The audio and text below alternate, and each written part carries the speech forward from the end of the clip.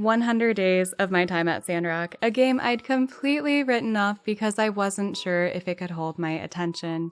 As someone who typically sticks to one game for hundreds of hours, I went in with zero expectations and just one question. Could it change my mind?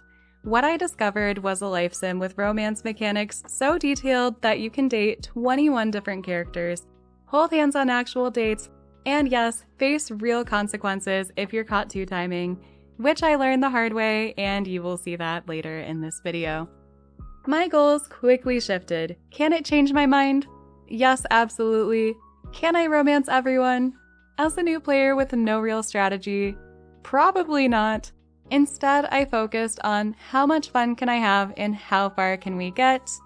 Well, people turned green. But here's the real shocking part. Sandrock didn't just change my mind, it became one of my all-time favorite games that I am so excited to share with you. For those unfamiliar, my time at Sandrock is a life sim and crafting RPG set in a post-apocalyptic desert oasis town. You play as a builder brought in to restore the town of Sandrock after the new guy Mason decides to hang up his tools and retire.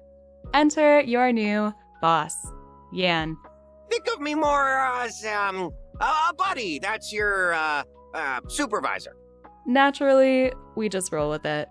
From there, we're introduced to our workshop, the heart of our operations. It's where we'll craft everything from basic tools to machines that help us do our jobs to keep the town running. But I forgot something very important. Recording the first day. So I made a new file to show you that on day 1, basically all I did was make a pick hammer. The rest from here on out is what I'll call the clown arc of my journey. I try to keep this short and sweet while explaining main mechanics and some characters because basically we just ride the struggle bus and even get hit by a train. Day 2, I am really trying my best. I gathered some resources needed for the recycling machine, made a storage chest, met a girl who called me an old geezer, and while kicking around a tumbleweed, met a weird camel named Sandy. I guess she is the town mascot around here. We never really spoke after this moment. Then I made my recycler and decided to call it a day. Told my useless boss I was done with the recycler and he told me to go name my workshop. On the way there, I ran into a man in a cape. Well, not ran into, he kinda dropped from the city hall, blocking my path, told me he's the defender of Sandrock, but to me he just looks like some off-brand superhero, and he gave me my new nickname. And your arms are so skinny. Thanks. I hate it. After the other builder, Mian and I get an urgent call from our boss, we find Yan, who is getting physically assaulted by a man and a wife beater who needed a commission completed for a crane lift. First it was you had a cold, and then it was your turtle beans. And today I find out, you don't even got a turtle. Do you understand how much money I'm losing here? We don't ask questions, we just comply and accept the 1 week pass to the junkyard, which will give us the materials we need to build this crane lift. Later, I meet Shi, the cute director at the research center, who tells me to bring him some data disks. Best I can do is cactus fruit. He doesn't seem too impressed. But I seem to change his mind in a friendly game of critters and duel. I beat him at both and win a little bit of friendship points. And let me just preface this moment by saying I will play critters and challenge a lot of townsfolk to duels from this point on, as they are some of the quickest ways to make friends in early game. Met a guy named Birbs from the Church of Light who told me I needed to drink more water. Just kidding, he gave me some and told me that water is a very precious resource to Sandrock, and we need to get crafty with how we can obtain water. We can start with collecting dew from plants because we'll need water to keep our machines running, so we can basically do our jobs. He also told me not to cut down trees. Noted, so I kicked them, and later find him attempting to ascend into the Church of Light. Apparently that's the religious organization around here. As I gathered wood for the crane lift, I got into a fight with a rooster, grabbed some other stuff I thought could be useful later, then saw a tall, dark, and handsome stranger in the distance. His bird squawked at me and told me to try some medicine that should be safe. I decided I will romance this stranger named Fang and become best friends with his Birb, named after a social platform. Pretty bold for a guy with not a lot to say, but we love the aspirations. I learned he's a doctor who is out here searching for herbs to use in medicines and think if I give him some herbs, it'll help. Then new friend, right? Take it back. Very wrong. He hated them so much, told me to basically f off, and proceeded to gather his own. Fine, dude, I guess I'll just go play in dirt. That just means more herbs for me and dew for water to fuel my machines. Along the way, I met a cute owl named Coco who also seemed hesitant to accept my gift. Matilda, the Church of Light's minister, aka the HBIC while the mayor is away, tried to make things a little bit better at the fireside meeting and gave me and Mian a bit more formal of an introduction as the town's builders. I met Arvio, the shopkeep, who wants me to do errands so he can play video games. And I accept, because that's a vibe and I have to go there anyways to meet Owen, who invites me to a nice meal to welcome me to the town. Today was nice. We gotta do this more often. In any case, let me hit you with a couple takeaway dishes for later. Builders can't go hungry, you know? Maybe this place isn't so bad after all. So I dig in some more dirt and call it a day. I think I'm starting to get the hang of quests around here and complete the water mission. I go to collect more dew, and I guess this makes me smarter. I can now use knowledge points, which will help with things like gathering, working with machines at my workshop, combat, and socializing. I decide to level up my stamina, resource gathering, and herbs. My logic at this point is maybe if I get smarter and gather better herbs for Fang, he'll like me. After spending a day gathering resources, I craft a furnace, which will give me bricks among a variety of other resources. After some exploring around town, I find Fang's clinic across the map and see if I can impress him with my new herb knowledge and a cool mushroom I found. Take it back.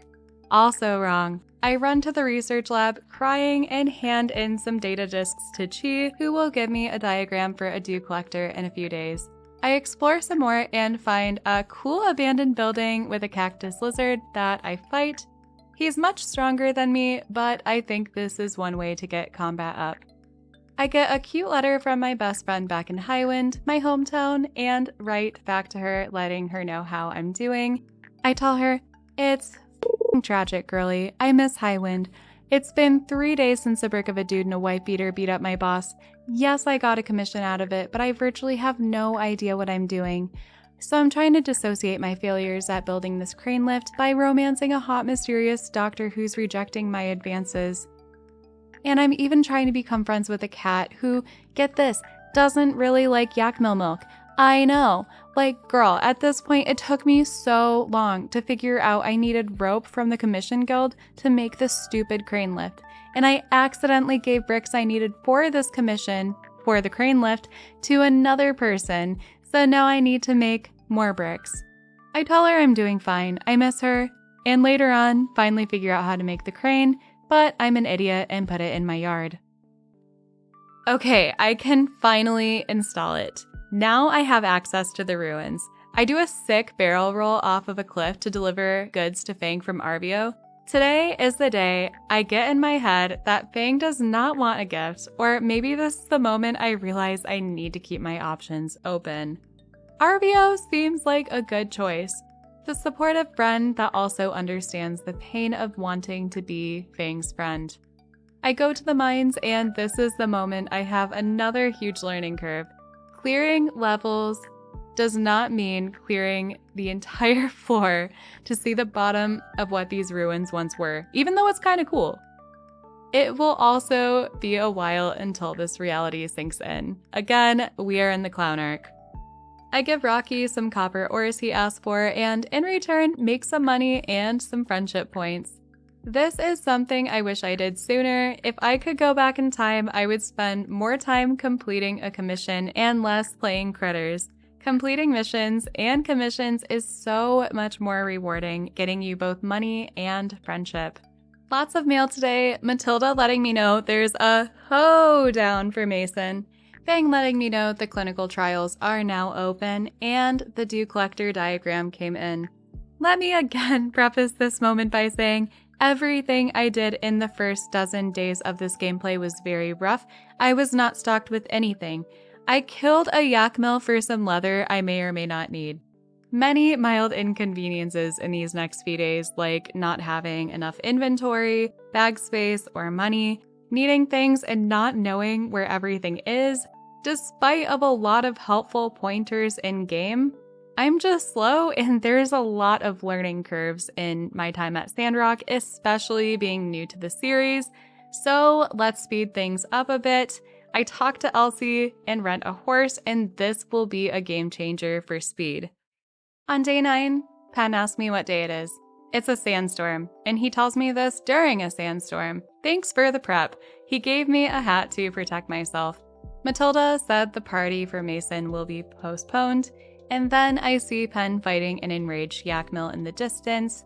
I like to think I helped him take it down, and I also got the loot, which was pretty cool. After a day of some socializing, I decided to go to the mines where I fell and met a lost Chi, who I also fell for, and it looked like he was about to attack me with a pick hammer. He tells me we should wait for the proper authority to arrive, but I have a better idea. I build us a ladder, and I get to keep his pick hammer. After we make it out, I head back in. Remember when I said I had a big learning curve? This is it. If I could go back in time, I would. This is straight up embarrassing. I failed to notice the door 2 times. The moment I realized, oh, there's a door, I didn't have to do this, is the moment I run out of stamina. Even despite my hardships, the town comes together and helps rebuild, and that's where we come in and take on a request to help rebuild Mason's stage, help Owen find his sign, and make another delivery for Arvio that's 50 feet away. But he gave me some discounts on items that I can't even afford to buy at the moment, which is cool. So come and buy. So I do what any logical person would do in this moment. I decide to make friends. After losing to Arvio playing critters, we become associates, so we're making some progress. I decide Chi is next on my target list and realize as I walk in that there is a very terrified man that comes in and tells me that this man is crazy. Crazy, I tell ya! Which naturally makes me want to befriend Chi even more. And by helping Chi, I also get paid too, so this is a win-win. And really, how bad does the Blue Moon Saloon need the sign for Mason? While I'm here, I decide to plan ahead and ask Chi to make some diagrams for machine blueprints I will most likely need in the future. Then I set off on my nice rental horse and find the Blue Moon sign by some frightened rocket roosters that I have to beat up before I can safely grab the sign. It's a long battle, and I also beat up the non-frightened rocket roosters just for the XP. Just as I'm about to secure the sign, I realize I'm out of bag space. This time, I make a larger wooden chest. I complete Owen's request and ride off into the distance to see if I can become friends with Fang. What does this medicine actually do? My aching back.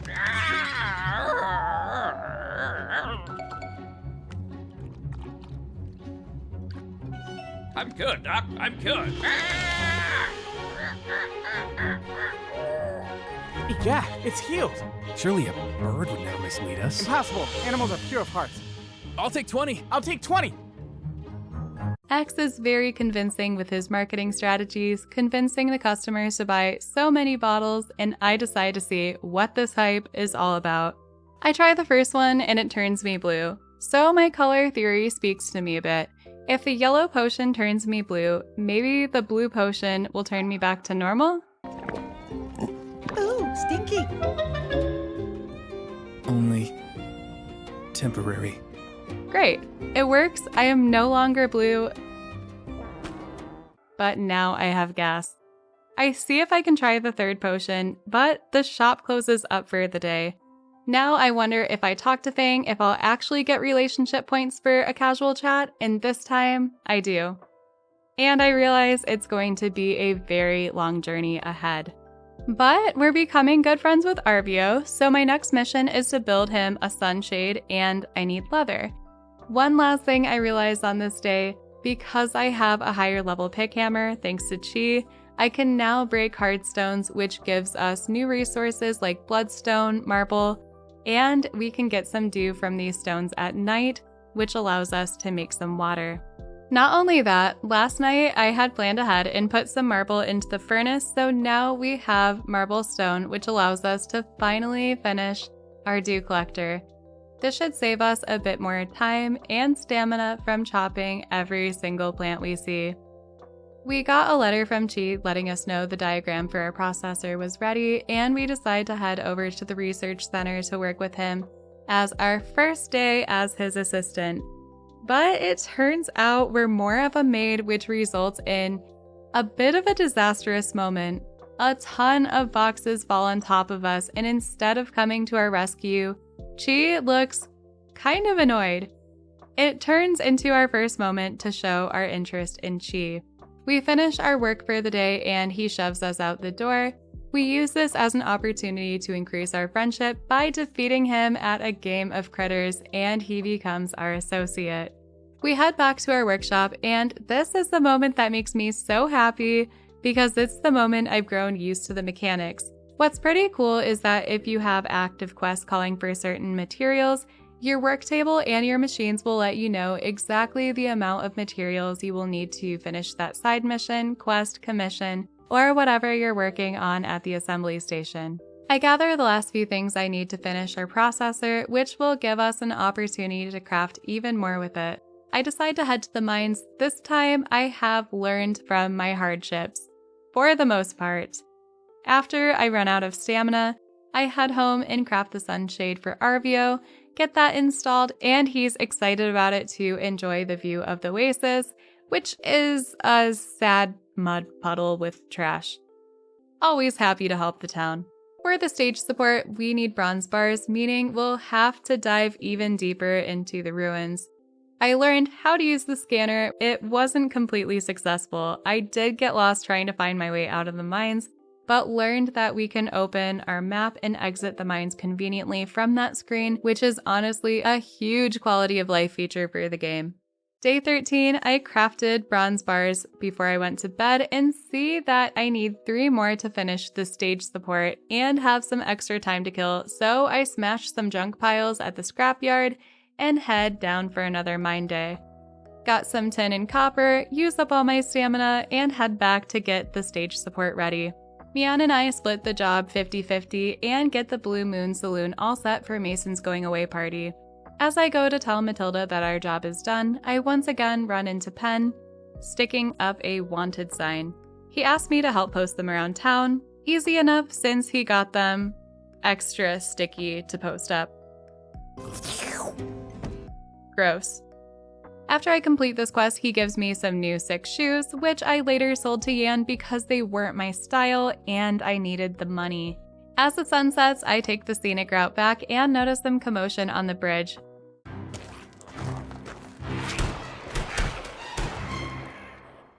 There's an attack by some lizard folk. Justice tells me it's not safe out here and that the lizard folk crimes have been on the rise. He warns me one last time before I decide to possibly fight them myself, but the thing is, they're all level 17 or higher, and they have guns. A silver bullet whizzes by me as I dash off onto my horse. Maybe Sheriff Justice was right. Maybe this is why Mason, the builder, decides to leave town. I wake up the next day to see him off at his farewell party. A few words, Mason? It appears our dear Mason is overwhelmed with emotion. Come on, folks, let know. A toast then to Mason and to new beginnings for the future of Sandrock. I see Chi in the crowd, pushing Minister Matilda out of the way to say hello. This conversation is a bit awkward as Chi complains about City Hall's decision to keep me as a builder and not his research assistant, right in front of the decision maker herself. He tells me he boosts my pay, which is great because it's been a few days, he needs to pay up, and I really need the money. It was 200 goals. Thanks a lot, Chi. I challenge him to a friendly duel, and he coughs up another 4 goals and some friendship points. I now make it a goal to reach the next floor in the ruins and have a strategy to follow the green arrows and use my pickaxe sparingly to conserve energy. The tracker is coming in pretty handy for this too until I realized even being as short as I am, I couldn't get beneath the opening and blew myself up. We're fine, it's fine. Since I've been mining more lately, I level basic stone knowledge so I can gain more XP from mining, which should come in pretty handy. Heading back to the workshop, I realized I'd never checked the mail today and saw that my friend Mia made me a cute scarf and I wrote back to her, and I got another letter with a pretty opal. This letter was actually really sweet and made me feel a lot more welcome to the town of Sandrock, especially the line, "If everyone in the world were more like you, well, at the very least, we'd have a lot of stages." Signed by a secret guy who thinks you're cool. Is this a love letter? Who sent this? Will they write back? I thanked the secret letter sender and put a response back in my mailbox, hoping they'll see it, which is kind of interesting to think about because that means they're gonna have to go to my mailbox, break the law, to pick it up. I really wonder who it is, so I decide to do a small investigation by talking to people outside the town hall, but Burgess decides to conduct an investigation on me and asks if I follow the rules. Sometimes. My hot take on bandits? Probably misunderstood. If I waste water? Absolutely not. Well, the bad news is, you're not quite ideal Sandrock citizen material. He tells me I'm Sandrock material, but have room to improve, and tells me he needs help to clean dust off the plants at the church. Something tells me it's probably not this guy. The next day, there's a commotion outside. Everybody hands up. Nobody moves. Hey now, hands up. No funny business.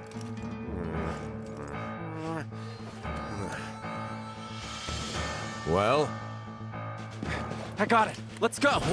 Freeze, Logan. We've got you now. Good day. Consarn it. Not again. Misunderstood bandits. Today is also a big day because we're going to become friends with Fang's Birb. Becoming friends with X now is kind of looking ahead for the prerequisites needed to romance Fang. A lot of quests need to have X at buddy level. X is somewhat easy to please because he's a crow and he likes shiny things. I give him a sandberry to start because right now the shiny things are too valuable and I'd like to gather more things like gold, opals, and bloodstone in case they're needed in a mission. A little bird might have told Yan I've been wandering aimlessly, so my boss calls me out and asks me to fix the broken train window. I realize that maybe Yan was right, and I have been wandering around aimlessly, so I make it a point to spend the rest of the stamina I have to stock up on resources I will likely need in the future. That way, if someone needs something, I can quickly make it and turn over commissions quicker. I get some resources in the mines, enter a new floor with 1 stamina point left, and call it a day. Mian tells me there's another good way to make friends, and it's a builder cruise, which is basically fixing up parts of the town people wouldn't otherwise commission. I meet Ernest, who was on the train during the bandit attack. He's a journalist that's here on behalf of the Altara Times and starts interviewing some townsfolk to help him write this piece. He interviews me, and I think he regrets asking me, "Tell me what he looks like. I mean, have you seen the posters around here?" "Oh no, he's hot. Why does everybody keep saying that?" I fix up the train. Then I tell my boss to stop talking and just pay me and head back to the workshop. Get some bricks going to finish the new grinder machine I'm building and decide I'm going to need more room for all these machines, so I make the first big spend and expand my workshop, which is also cool because when you expand your workshop, your stats will also increase. I wake up to the lizard folk who call themselves the Gigglers, slingshotting Burgess. Ask me more. Before checking in on Burgess, I finish crafting my grinder, which will allow me to craft even more things to fix up the town. Sorry, Burgess, I get paid to fix Sandrock, not your problems. While en route to gather wood materials, I get caught up in Cooper's yapping. I politely listen to him until he wears himself out, and as a result, gain +2 max stamina for having the patience of a saint. I build a second recycler, which I'm excited about so I can process 2 different scrap materials at once. This is super helpful since I go to the junkyard frequently. After completing some commissions, I recognize the need for another furnace to make my life so much easier, as well as the bronze axe. Who's the skinny arms now, Pen? I can now chop down dead wood for hardwood. I also increase my knowledge in basic wood, so I get 10% more experience from logging and kicking trees. After a day spent resource gathering and crafting, I decide to check on Burgess. He asked me to pick up trash in the oasis left by the Geeklers, but unfortunately I do not have enough energy for it. I decide to do it tomorrow when my stamina is back and chat with a few people around town and learn X likes the shiny bloodstone. Say thank you. Thank you. And I failed my first mission, literally failed to pick up trash. But I'm really close to making my first friend in Sandrock, Arvio, and he wants a cow print sofa, which I learned can be earned through getting tokens from playing games at the Game Center, which becomes my new favorite place, and I get my eye on some future prizes. The first game I play feels too much like gambling, and I decide quickly it's not my favorite. The next game is kind of like a claw-grabbing game, and it's so addicting. I play a few more times, all which adds up enough to buy a cow print sofa for Arvio, and he becomes my first buddy at Sandrock. The next day, I meet a mysterious salesman. Apparently, he only comes on the 20th and 21st of each season. I check out his shop and learn he has extra large storage, which could come in super handy, but unfortunately, I'm a little short on cash. So I complete a quick commission for Hugo and see what my buddy Arvio needs since I can only take 1 commission per day. Apparently, he needs a 3rd wheel for a picnic date with his sister. A bicycle can always use a 3rd wheel. Is this a date? I find this a little odd. The next day, I get everything ready and attend the picnic. Everything about this moment is just super awkward. The sun, it burns. I'm melting. Save me.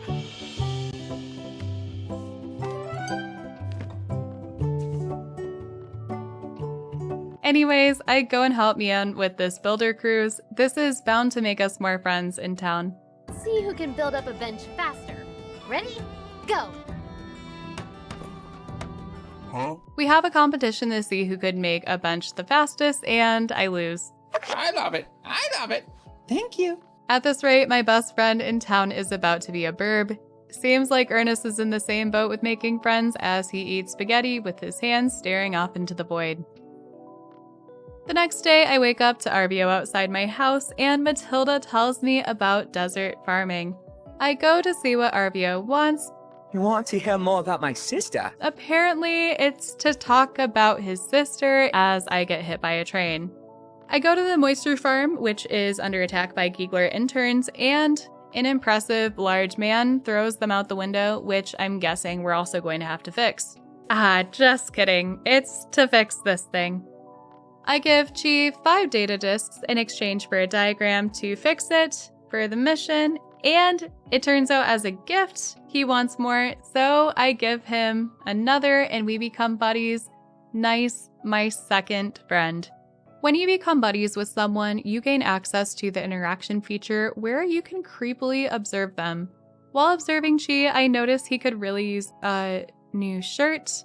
Anyways, Justice tells me I can now enter the breach, which is where I'll find the condenser. This place is filled with a bunch of robots, Geeklers, and the Geekler president. I take out his vice prez, acquire the condenser, patch up the hole, and tell Justice and Unsure that my mission was a success. Ernest also has a housewarming party, which I attend, and this is the moment we realize we're both losers with no friends. We get the diagrams to fix the hydrogel, but still need some things. Upon entering the ruins, we find an engine. Nice. We get blown up. Not so nice. We are unsuccessful in finding another engine, so we just buy the second one. Simmer down now. Come on, simmer down. We all know the hydrogel crisis is indeed dire. We're all about to starve to death. Do not worry, we are working on getting that hydrogel fixed so we can grow crops. But there's some hesitation. Get to the point, man. We ain't got all day. The food rations will only last us so long, which is when Owen suggests doing a food drive using the newly built stage for a dance-off. You lost me there, partner. What the what? I really don't see the reason to dance when we're about to starve to death. Tensions are high, the opinions are split among the townsfolk, but we decide to run it. And I run on over to the research center where Chi has a new request. A tea maker that can brew with octuple the energy, boosting his productivity to the next level. Unfortunately, with my current workload, I'd need several cups if I need to stay alert. The consequence would be a higher intake of water, which ends up as bathroom visits, and I've done the calculations. Many wasted hours. He tells me his current challenges. Honestly, relatable. But you realize Sandrock is facing a food crisis though, right? I am going to have to circle back to Chi's request in 64 days because half the materials needed for the tea maker don't exist for me in-game yet, and I have the attention span of a goldfish and literally forgot about this mission until day 88. Honestly, the fact I managed to get this hydrogel door and core built at all is a miracle itself. On the 25th day, I beat up some yak mill and rocket roosters and donate their meat and eggs, securing my position in the town dance-off. I'm also now able to complete 2 commissions at a time, and this week, by completing commissions, I'll also get festival badges, which is kinda cool. The next day, I build a planting kit and expand my workshop to make room for farming. I ask Chi if he wants to hang out, we head up the game center and play the claw grabbing game, both failing miserably until we reach a new high score of 510. Chi cannot conclude if he had fun or not, but you know what's fun? Watching Zeke chomp on some meat I donated while the town starves. I finally pull him away from his ham hock and he teaches me how to farm. Today is the Festival of Memories, aka my favorite kind of festival, one that's spooky. After hearing some cool history about it, I sign up for ghost hunting. There are 2 teams, ghosts and ghost hunters. As a hunter, I get to play a minigame to earn ghost detectors. The more you get, the more people you can track down and steal their festival badges. Then I got to play as a ghost, sneaking around and collecting badges. Found the perfect hiding spot and took second place again. While I didn't get first, I still got a ton of festival badges and go to check out the festival shop where you can get exclusive decor and clothing. Then, to honor the departed, we sent off some lanterns and call it a night. Next day, I finish a commission for Heidi, who just so happens to be at church, and, well, everyone's conveniently in one spot. So, naturally, I take this as the perfect opportunity to socialize. Matilda said it perfectly. We only get one hand. There ain't no changing the cards. Or something like that. Anyways, it was in this clip here. So let's put this into practice and play a game of critters with Owen. And then this helps us become associates. Gave X some shiny things and we become associates too. I love it. I love it. Thank you. But what we don't love... Them gigglers are out of control, picking apart our bridge. They're trying to destroy our way of life and drain our water hole. ...is the giggler attacks. Matilda says we're going to have to take these matters into our own hands and send the Civil Corps into the Gecko Station to clear them out, aka Justice, Unsure, and a cat.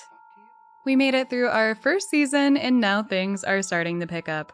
Grace blew up the kitchen, and Owen paid for the repairs under the table, hoping Grace wouldn't notice. But she did, and now he wants us to lie to her and say we did it for free as builders, that way she doesn't burn through her college fund. But we have bigger things to take care of. The Civil Corps sent us a letter asking us to stop by. Their plan is to go in undetected to the Gecko Station ruins by fixing up the old tram cart. Owen waits patiently by the door as we have this meeting. And you know what? You're probably right. Let's go check on Grace. I just need to put in a bit of salt.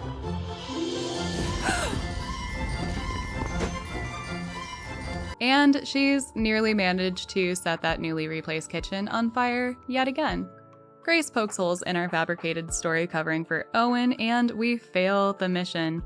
Not only are we a terrible liar, we're a terrible dancer too.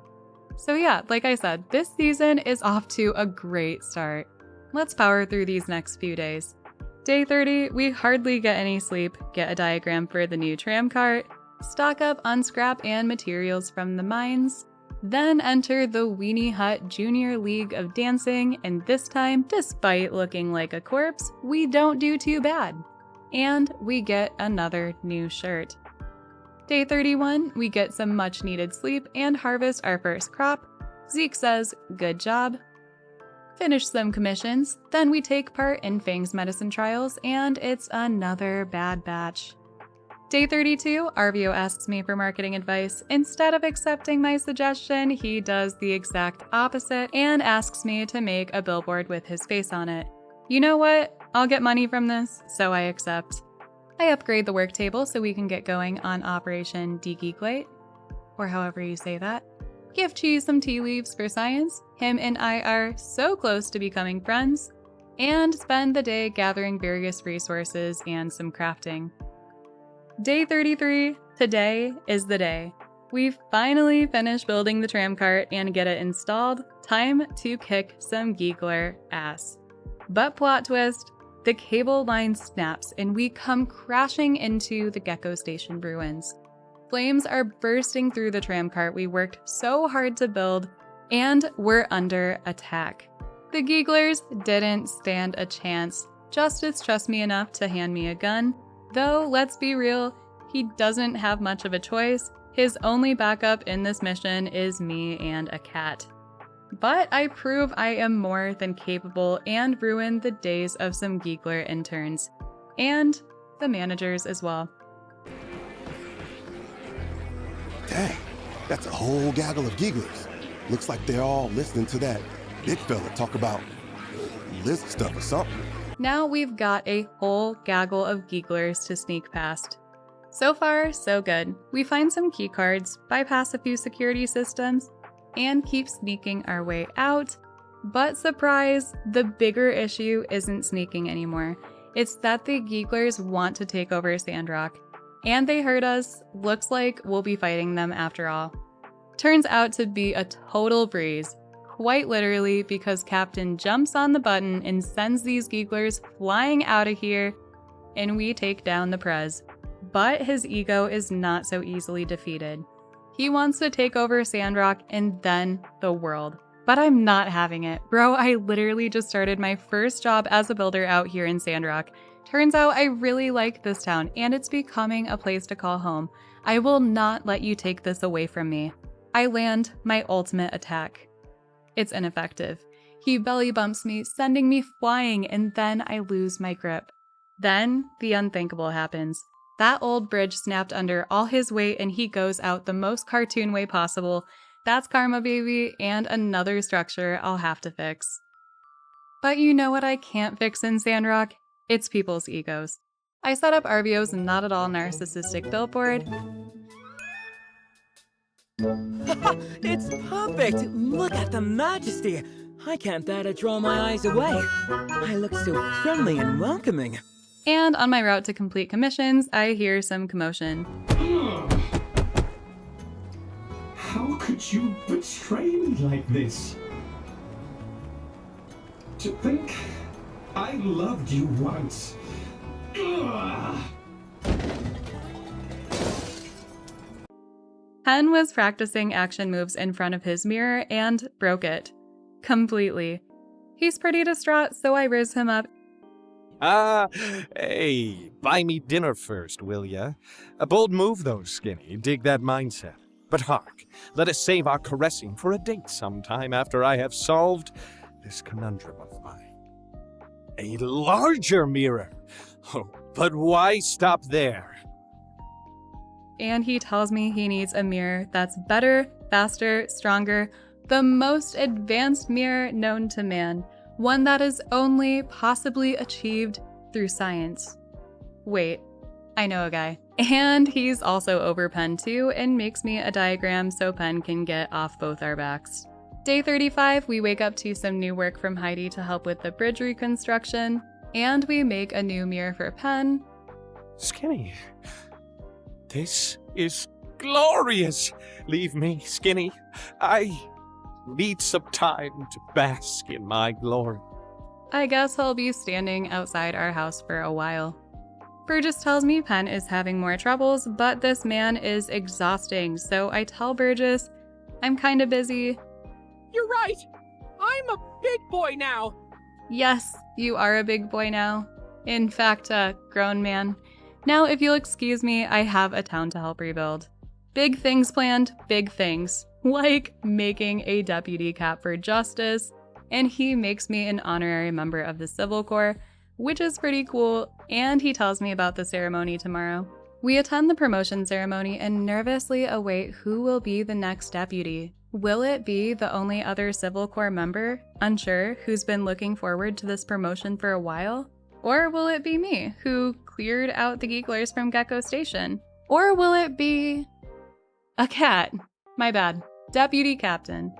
And now, to complete the ceremony, I will place the official deputy cap upon the head of our new deputy.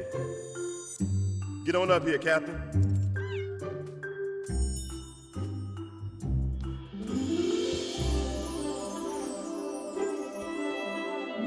I check on Unsure afterwards. He doesn't seem too upset over a cat taking his promotion and is a good sport about it. We built the relic restoration machine for the museum, which means we can now restore relics. We got a letter from a secret guy who thinks we're cool. They said we'd look a lot better in that deputy hat and gave us a cute picture to hang up in our house. I asked the secret admirer if these letters are meant to be romantic and wonder who it is. I'm actually a sucker for these letters, and call me old-fashioned, find letter writing to be very romantic. I have a fear it's Arvio. Another part of me hopes it's Chi or whoever we have a higher friendship with as the story progresses, because I know this game has reverse confessions, but I guess we will figure this out in time. It's going to be some time until we get that bridge fixed, so I expand my garden a bit. She gives us a letter in the mail asking us to go get a power core for him from Paradise Lost Ruins, and that robots may or may not try to kill us. Let's find out. Mian fixes up the door, and I head inside, where I find a lot of treasure chests, new monsters, useful junk I could probably repurpose, and some keycards we'll need to progress further. It becomes a 2-day process, but we finally find all the keycards and go on to fight the ultimate robot who likely has the power core we need. After we take him down, we go give that to Chi and find him in a very passionate discussion about robots. Okay, yeah, he has a lot of passionate things to say about robots, and that's cool. We go give X some shinies that we found in the Paradise Lost Ruins, and we get quite a bit of friendship points, which is great because once we become friends, we'll get a nice boost for our health and stamina from X. She tells us to come to the research center immediately so we can make him a robot. He's pretty obsessed with Gundams, but lets us know this robot will somehow help with the construction of the bridge. Again, I just don't ask questions. His logic seems to check out. Let's build it. Luckily, we had all of the materials we needed on hand, so we get this completed the same day. The next day, a sleeping guy falls off the bench and onto the train tracks, and I don't react quick enough. I don't save him in time, but Unsure heroically sweeps him off the tracks. We learn his name is Mint, and he's here on behalf of the Altaran government to inspect the new railway. It turns out Chi and Mint are childhood best friends. They have a touching reunion and go on to let me know that Mint is a bit sleepy and forgetful, and forgot the diagram back in Portia, so I'll get a new one in the mail tomorrow. I'm also sorry, Mint. I know this is a special moment for you and Chi, but Chi and I actually became good friends today and can now hug. We can make this a group hug? No? Okay. We get the diagram from Mint in the mail and see Arvio was totally not standing outside our house. We see what he wants. In fact, it's my sister's birthday. Of course, it's his sister's birthday. It's all he ever talks about. A bicycle can always use a third wheel. It's his sister. He asks us to make a mask and attend the masquerade, and meanwhile, we get a hydrogel core commission from the city. These are always nice because they give us a nice little payout, especially if we could turn it over the same day. Today feels pretty productive because we get the equipment Mint needs to do his job, and the next day, we install the trusses and get the bridge complete. Now we'll just have to wait on Mint to do the inspection. In the meantime, we give Arvio the silly mask he asked for, and then we make a blender because Unsure wants paint. Today, we get another letter from our secret admirer. Again, it's very sweet and saying it's really cool that I constructed the bridge. Whoever this is starting to grow on me a lot. And it makes me really happy they appreciate my work ethic. Also, if you're appreciating the work it took to put this 100-day challenge together, please give this video a like. I like making this kind of content, and if you like watching, it lets me know that I should make more of it. The letter gets even cuter and says we should hold hands sometime. This is beyond adorable and my heart can't take it. It does cross my mind, though, that it could be Arvio, because after all, he's always standing outside our house, right? So I guess we'll just have to wait and see at the masquerade tonight. While I wait for the masquerade, I go and fight some enraged monsters.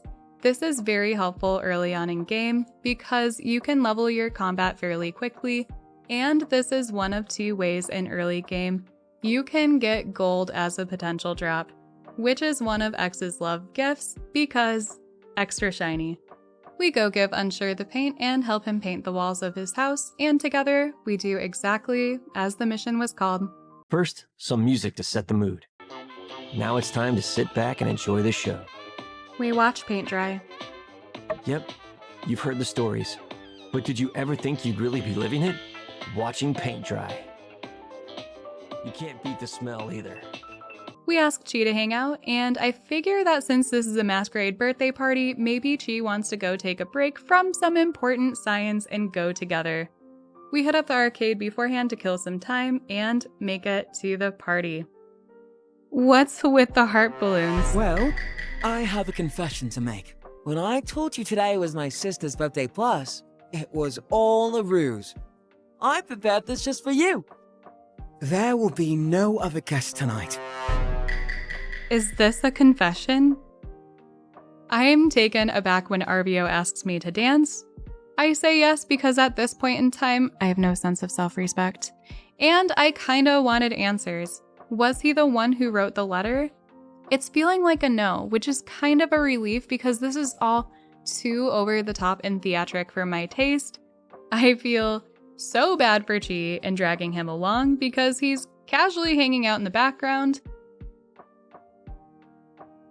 And Arvio confesses and asks me to be in a relationship with him.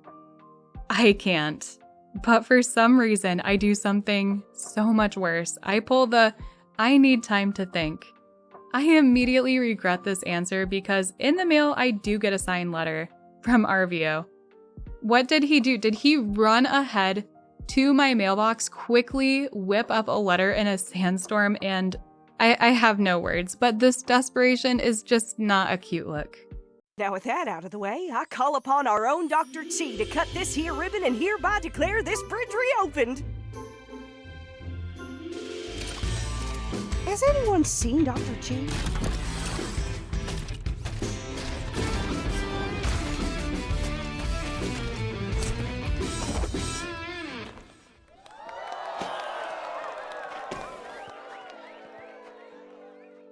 And just like that, the bridge is back open for business. This means new enemies, new resources, and a new map to explore. It's my in-game birthday. Yay! I wake up to a failed mission I guess I forgot about, and I'm greeted by my favorite person ever, Burgess, who is giving me a psychiatric evaluation. Arvio doesn't understand the concept of personal boundaries. A very happy birthday to me. I go and check out the new Gecko Station ruins and find some useful ores like pyrite, go to the Mysterious Man's shop and sell the Cursed Masquerade Mask to rid myself of any thought of RVO, and I purchase new large storage because now that I unlocked a new area, there's likely going to be a lot more cool stuff we come across. There you are. RVO wants an answer. And have I mentioned, I'm the absolute worst and string him along more because I still have yet to solve who the secret letter writer is. I make myself a stronger pick hammer because this will help us dig up even more useful materials like plastic scrap. I head into the Gecko Station ruins with my recently upgraded tool, and this time it's going so much easier. I run into a Scrooge McMull, and after nearly 50 days, this is the first time I am on it, and don't let that guy out of my sight because these guys also drop gold. Another cool thing I learned is that you can place ads. These will run for 1 week and will grant you extra experience points and goals, which is nice. Guess what day it is? It's day 50, and today we find out who has been writing the letters. Oh, hey there. I was just here putting this letter into your mailbox. Oh, hey. Shoot. I just remembered. I need to go home and lock myself in my closet. See ya. Oh, I can see through the cracks a bit. You come to join me? One-person closet, I'm afraid. All the evidence is pointing straight to, yeah, it does seem like I'm the lead suspect in this case. I mean, it's probably me, but what if it's not? Why don't you take a look around? You might even find the secret letter I was going to give you. But don't get your hopes up too high. I hid it pretty good. That's Wilson. He's sleeping. Better not wake him up. Well, I guess if it's for the sake of the investigation, up to you. Looks like he's not talking, which makes sense. Wilson ain't no snitch. I was really rooting for you to catch me, if it was me, which is still up for debate. Do you mind turning on that fan? Sweating bullets here inside this closet. This moment shocked me. Unsure was not someone I was considering dating, but this moment changed everything. After all the time I spent investigating who the letter writer could be, it's really cute this cutscene is an investigation itself. Overall, everything about this scene is heartwarming, and I discover the final clue. And it's the final detail that wins my heart over. I accept Unsure's confession and tell him I want to be with him. I would really love that. A relationship. I didn't even think I knew the meaning of the word before I met you. And after I looked it up in the dictionary. We share our first kiss and he heads back out on patrol. Wow. I am very shocked. This is an incredible start to the day. I hope RVO will take a hint. Are you watching? Take notes, take a hint. Do something, except for stand outside my house. Okay, so this is where the story gets spicy. And when we go to complete a commission for Chi, he tells me he wants to practice dancing. That way, quote unquote, he can control the mobile suit better, unquote. Please don't misunderstand me. I'm just trying to understand the causal relationship between dancing and piloting. Perhaps you can show me how to dance. If you can prove its efficacy, I would much appreciate it. This is tough because initially I had a crush on Chi, and now he seems to be shooting his shot after Unsure and I become official. I show him how to dance and he wants to go somewhere more private to practice. Shy? No. I just wouldn't want our research to be disrupted.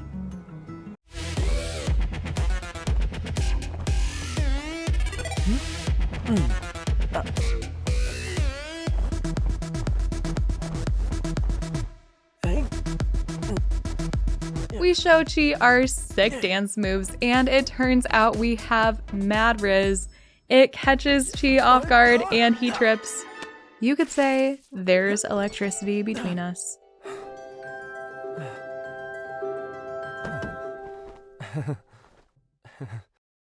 This feeling deep inside me, every time we touch.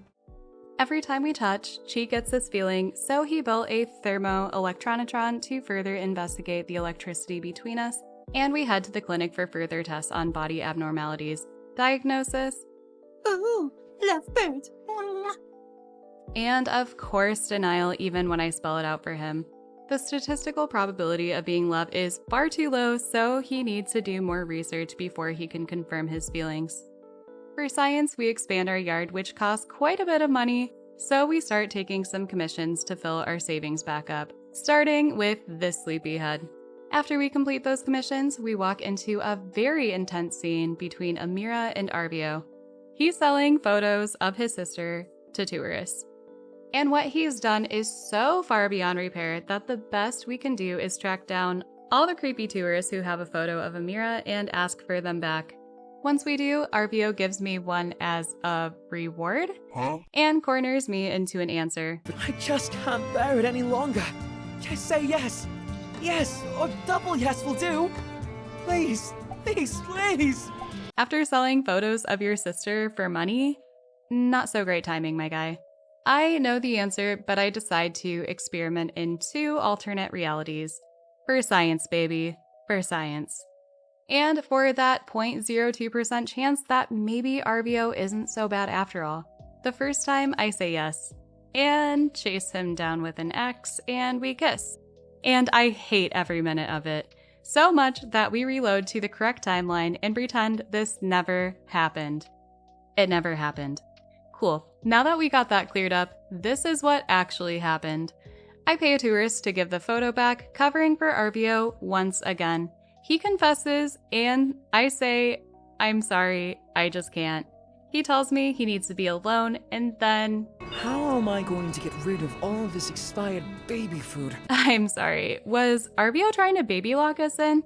We really dodged a bullet there, guys. The next day, I listened to a long, passionate nerd rant from Chi, who becomes our official second boyfriend. I head to the city hall and learn that 80% of Sandrock has anxiety after the Giegler attack, and Katori proposes that the best cure for this anxiety is to set up an area for sand running activities outside the Gecko Station. My new boyfriend is bummed his mobile suit Gundam is broken, so I do what any good girlfriend would do and fix his robot for him. We go on a date, draw some lines in the sand. You'll also see here that I'm quite spatially challenged. The next day, we go to get some materials from the mine and use up all our stamina. We see Amira out for a walk to clear her head of her stupid brother. I'm so sorry you're related. I show her my sick dance moves and cheer her up. Then I teach her how to stand up for herself when dealing with creepy dudes. Have you no sense of decency? It seems I've got a bit carried away. I felt kind of nice. She's so cute and polite even when she's angry. I decide I like Amira a lot, and this is a great start to a new friendship. I head over to Construction Junction, where I organize all my machines and set up a few nice decorations. It's a small start, but I'm liking how it's turning out, and make it a goal to save as much as I can before the 100 days are up to make an even nicer house. I make some switches needed to construct a sand wall, and the rest of the day is spent resource gathering near the Gecko Station ruins. Not necessarily anything I need now, but there's some things that could be useful in future commissions, like plastic, coarse leather, and some opals that are a common liked gift. We take up a good chunk of the day to socialize. This includes playing critters and, of course, fighting people twice our size and beating them. The next day, I continue my work on a commission for Owen. His request is asking for tanned leather, which needs coarse leather. And I learn you can get this material from boxing jacks, thorny jumpers, and these cute little monsters called punskies. Amidst my travels, I come across a giant buzzard with pigtails. Not off to a good start because I run out of bullets. But the lore of this game and how monsters became hybrids is kind of fascinating and is a result of chemical and biological weapons used during the Day of Calamity. As a result, new species and environments were unintentionally created. The dive buzzard is just one beautiful monstrosity among others. I'm hardly doing any damage here. And one more hit, and I'm dead. I book it out of there quickly. My brilliant idea, we already encountered something dangerous. Why don't we explore the desert further? Level 54 winged snake dragon? Nope, nope, nope. Get me out.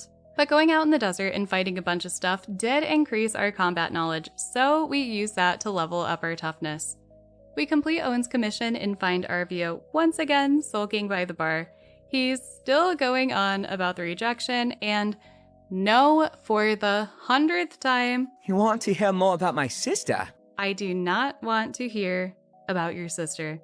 You don't understand how triggering this is to wake up to Arvio outside asking to hang out. But we're not going to let this ruin our day, because today is a festival called Running of the Yak Mill. Basically, it's the Sandrock equivalent of bumper cars. But you're fighting for food, and you're doing this on Yak Mill. I'm all about it. I womp everyone and get first place, which means we get to choose from some cool rewards. After leaving the festival grounds, I run into one of my favorite birds. This is Coco, a cute owl I have been trying to befriend, and I learned he likes desert mushroom strains and shiny scorpions. It's a huge boost to our friendship, and once we become friends, I will be able to adopt him. I run into Grace, who's getting into trouble with the law. Not only that, but she's challenging the law. This is my kind of girl. At the same time, I learn she's an archaeology student and agree to help her find some relics that she can study for her dissertation. Have I ever told you that your eyes look like ions spinning in a super collider? No one's ever told me that. Thanks, Chi. I go on to take some commissions and notice Yan put out a city commission for a hydrogel core. It should be a nice quick turnover for some extra cash, so I accept and get to work for the day. The problem is, I'm missing an engine, and I get distracted by Unsure out patrolling and lose sight of all things I should be doing and decide to take him on a date. Is it weird that I'm starting to like Unsure more because he can keep up with my sprinting? We head up the game center to play some Space Pilferers. 420 as a score isn't too shabby, and I'm hoping that we can break 500 or just earn as many tokens as possible, as the game center has some very cool rewards. And we do. Unsure is pretty good at this game, and he's pretty good at whack-a-mole too. And it seems like he's having a ton of fun on this date. We end the day with some fireworks. I try to write a cute spin on his name, like sure about you, but I hit my max count on fireworks, which is a shame because that message would have been adorable. I tried to shorten it like 3 different times, but it wasn't happening, and I decided to land on creating a super cute heart. But I learned at the very end of making that heart that it will display upside down. Fine, okay, whatever. So we set off a completely charming design of what looks like a giant exploding ballsack into the sky. Yes, it's very romantic, and yes, I like Unsure a lot.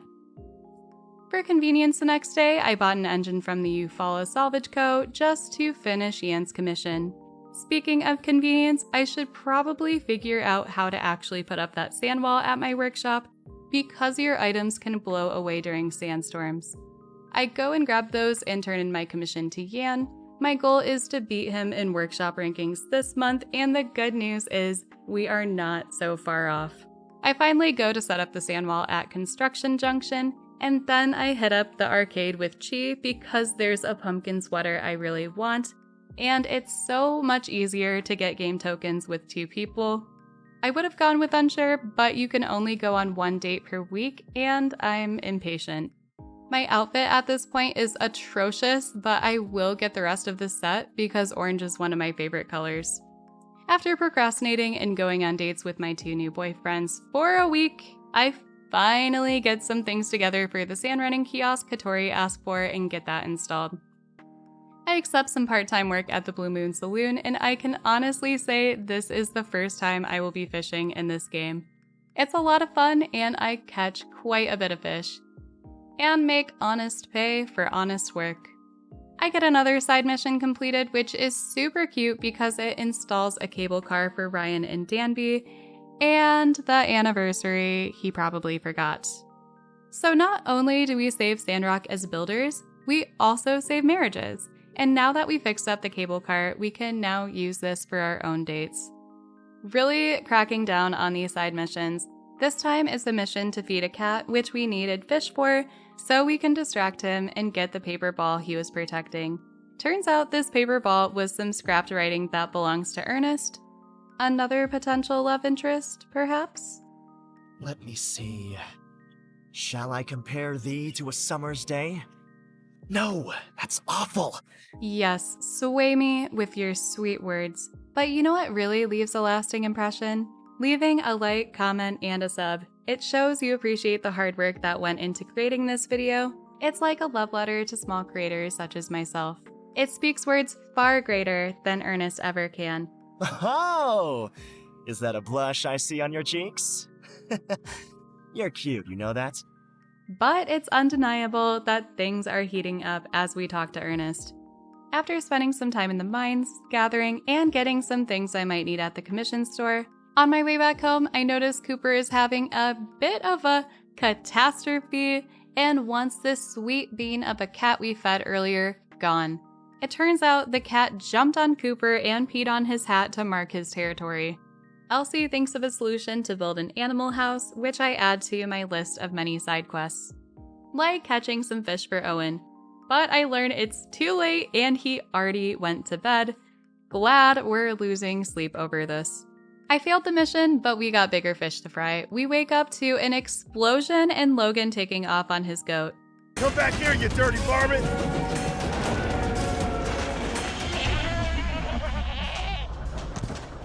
My sleep-deprived eyes lock with his. Oh no, he's hot, I think to myself. Oh no, he's hot. Why does everybody keep saying that? I have some good news and some bad news. The good news is that we built this cat a house, the cat loves it, and Elsie tells me that we can now adopt pets if we become close enough to one. The bad news is the town is pissed. They cannot believe that Logan did this and ask us to track down Mian and tell her that we need to work together to rebuild the water tower. Shockingly, I find Mian with Elsie breaking into Logan's old house. Hey, keep it down. You trying to get us in trouble? Shoot. They tell me they want to prove Logan's innocent, and I say, let's do it. We break in and do some snooping. We find some clues, but not any that are strong enough to work as proof.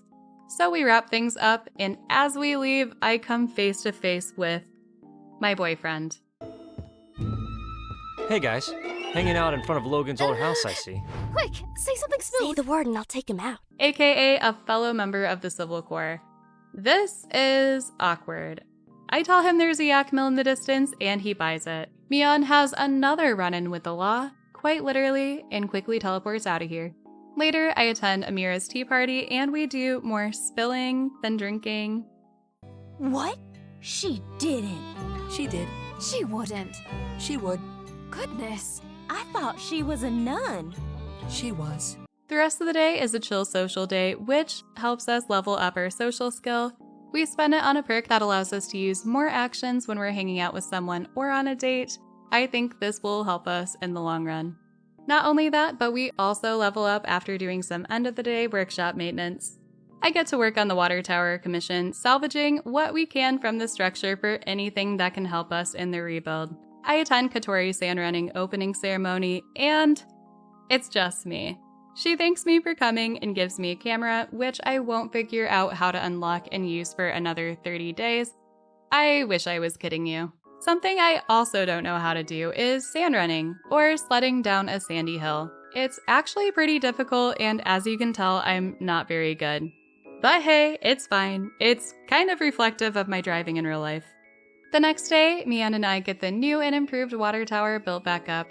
Ken does a sick backflip off the church's roof and asks if I want to learn how to space punch. Space punch! Yeah! Well? Since this guy is the bane of my existence, I decide to troll him a bit. Look, Skinny, this is my class, okay? I make the rules. I call the shots. Hands on. Right. This is my first time actually trying to teach anyone something, okay? I can't just space punch out of nowhere. Follow me, Skinny. He takes me to go beat up some rocket roosters. Huh. Child's play. Space punch time! Go for it! and thinks I'm a lost cause, and I get satisfaction in knowing I helped him fail. I failed. For the first time in my life, I failed. It feels... gross. But now, Pen starts following me everywhere. At this point, I don't notice, and I'm working on getting Unsure up a heart level. Yes, even with sparring, and this is when I notice Pen actively watching to see if I learned how to space punch my significant other. There's no active missions involving Pen, and I can confirm I am being followed. He listens in on girl talk. He follows me into my house. I'm sorry, can you not hover over me? I got skinny arms. I get it. I should lose him on this lift to the mines. Nope. Still here. I realize it's probably a bug and see if some kind of actions like going into the ruins will get him to stop. I feel a sense of relief until I see him waiting for me outside the ruins. This relentless narcissistic meathead of an off-brand superhero won't stop following me. So I reload my most recent save and that does the trick. I guess I can sleep well tonight. I went to talk with Coco and I guess we're buddies now, making Coco my first pet. I send Coco on a mission to collect some water and make Coco a nice little house to return back to. Then we head to the Breach Hazardous Ruins to bring back artifacts for Grace to help with her dissertation. This is the first time I took on a challenge in the Breach, and it was actually a ton of fun to do, and I learned there's a bunch of cool things you can get with ruin tokens at the shop. We enter some more levels and get a bit closer to getting the items needed, but I think simple circuits are actually in the Eufaula Salvage Ruins, so we'll have to go there another time to fully complete this request for Grace. It's a new day, we don't have dark circles under our eyes, let's go on a date. Guess where? It's my favorite place, and we crush it in the first round so I can buy the skirt I wanted. It's a win-win. Unsure also had a blast. Now, time to make more friends, this time with a cute burb who wants glass, so we give him glass. Red, I love it. At this rate, my best friends at the end of the 100-day challenge will be a scientist, a burb, and an autistic coded boy who loves rocks. The best of friends you can ever ask for. My bird brain goes back to the game center to win the shoes, and now we have a whole ass fit, which is awesome because tomorrow our best friend Nia is coming to visit from Highwind, and she cute. Oh, she real cute. Well, look who it is. I've really missed you. Let me see. All right, you seem fine.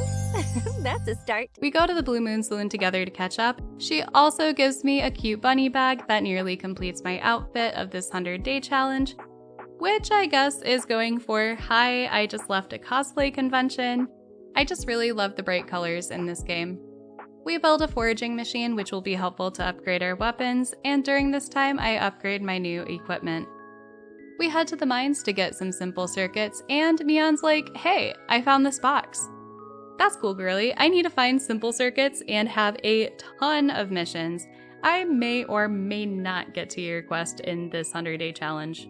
And another letdown for Grace. Sorry, I gave the simple circuits to Amira for her quest to make an electric kiln and had gotten distracted. Like you do with cooking. Another time. Another time. The next day, I woke up to my two favorite people. Maybe Unsure is, a little unsure if Nia is about to steal his girl or not, so he stopped by to do a checkup. She tells us the plans for the day and is so excited she freaking teleports.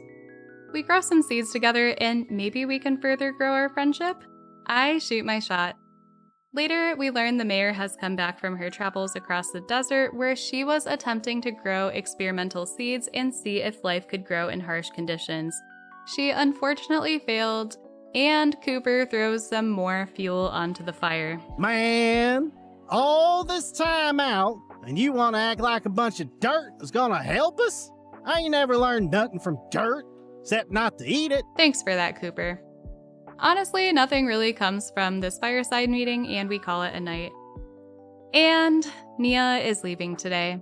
I head to the station to see her off. You were right before. I really can't bear to leave you. Goodbye, my builder. This moment actually made me tear up. It's so sweet and kind of romantic. I'll miss Nia. I'm so sad I f***ed up some thorny jumpers over it and hope that Fang has a cure for a broken heart. Roses are red, I turned blue. I reloaded my save and completed the trials. Now I'll romance you too. Also, my broken heart is cured. So I do what I do best and head to the mines, but first, let's upgrade our goggles and jetpack. Yeah, then I go to stock up on some simple circuits since all of Sandrock basically needed them. I go to drop off Cheese request and Mion is going on about the box she found, doesn't know how to open it, and boom, done.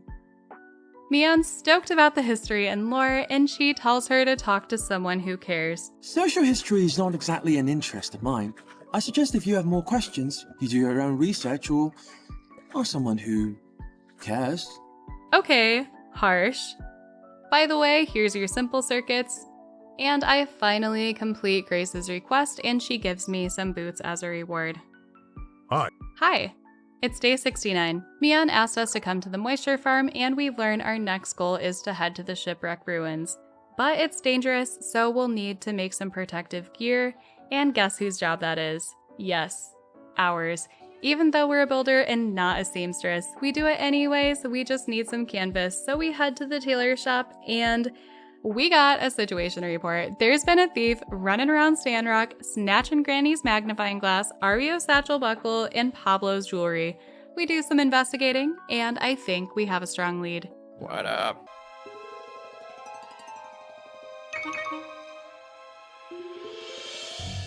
It's my best bird friend, and my bird too.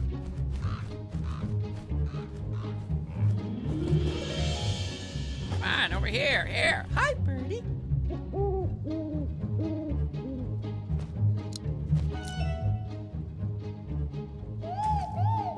It may have been X's proposal to Coco, and Coco rejected it. Coco, where are you going, sweetie pie? Top 10 anime betrayals.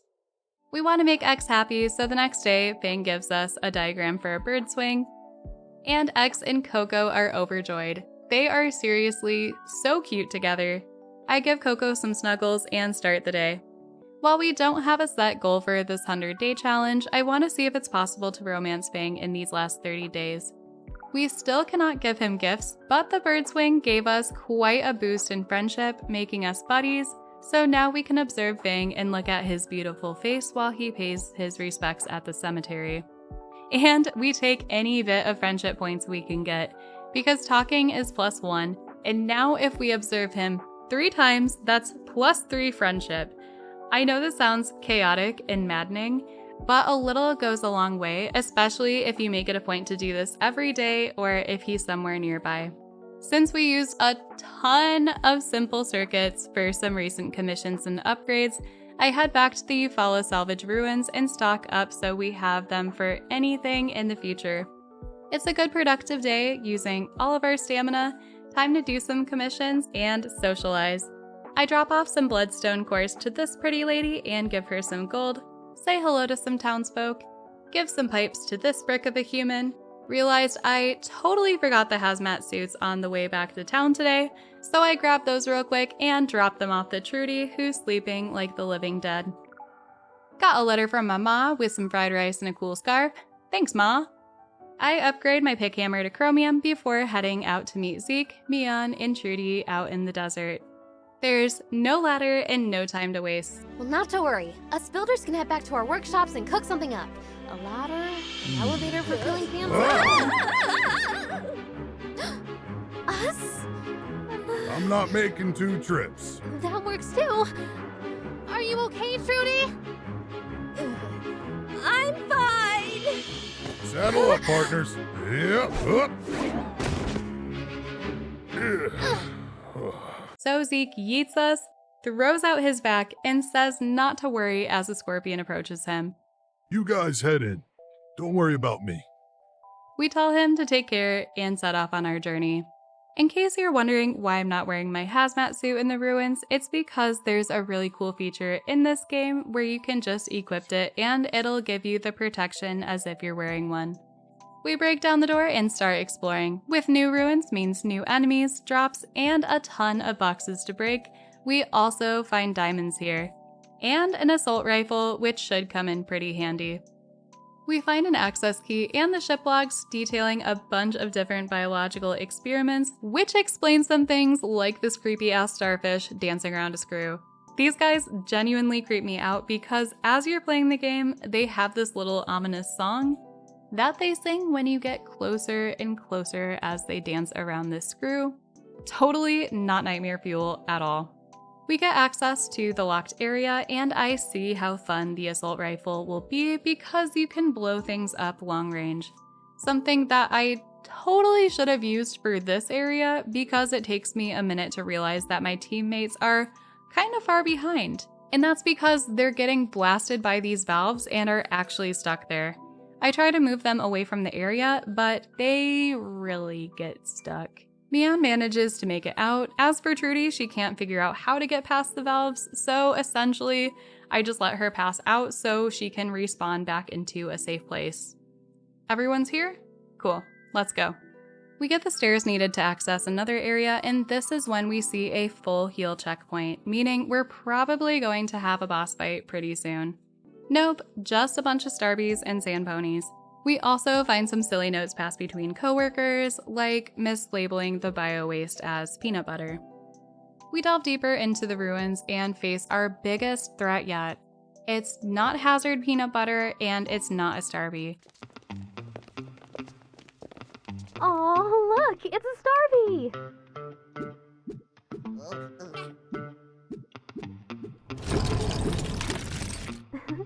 Hope it doesn't mind if we walk away with a little...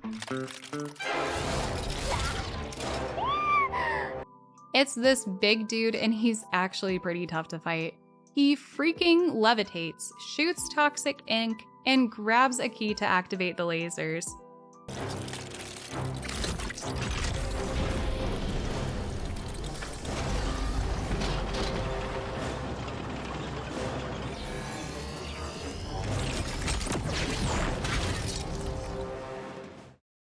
We managed to cut off all his legs and turn this baby into calamari. Then we salvaged some things in the area that Zeke needed for creating the Biocrust for plants. In case you're wondering about Zeke, he was totally fine. But the next day my farm is not. It's under attack by bumble ants, and I lose track of everything I'm doing because I hate ants. And seeing them in this game genuinely made me want to cry because phobias will do that to you. So I kill them all and put up my walls. Then head out to the moisture farm to receive my next building project, which is a concentrated algae apparatus. And luckily, I've been saving up on the materials so we can build it the same day. And the same goes for these two other commissions, which have some pretty high payouts. A water tank and some bars for Heidi. The rest of the day is all admin work, just gathering essentials like scrap, bloodstones, hardwood, leather, tomatoes, potatoes, as we wait for the next mission to come in. And we have more time to kill the next day, so we hand in a picture to Mort and hear some stories from back in the day. It's a nice, relaxing afternoon. Then we go say hi to our bird friend, do some part-time work for Owen, which is also a quick turnaround, seeing that we already have the fish. Then I go make some progress in the Gecko Station ruins, collecting helpful materials like fiber mesh. These are good to have on hand for a few different commissions, as well as compact motors, which will be a huge help in upgrading some of the machines at our workshop. This is the highlight of my day. No, really. We watch Arvio and Amira fight over coupons. Then Arvio pulls this line on me. You know, I was hoping I'd see something shimmering today, and sure enough, here you are with those great, big, gleaming eyes of yours. Sir, I have a boyfriend, and if you can't tell, he's perfect. See, the thing about Unsure is that he likes the simple things in life. He doesn't need to whisper sweet nothings about gleaming eyes. He cares about rocks more. I ran out of space on my rock shelf, so I've just been placing my new ones in random places.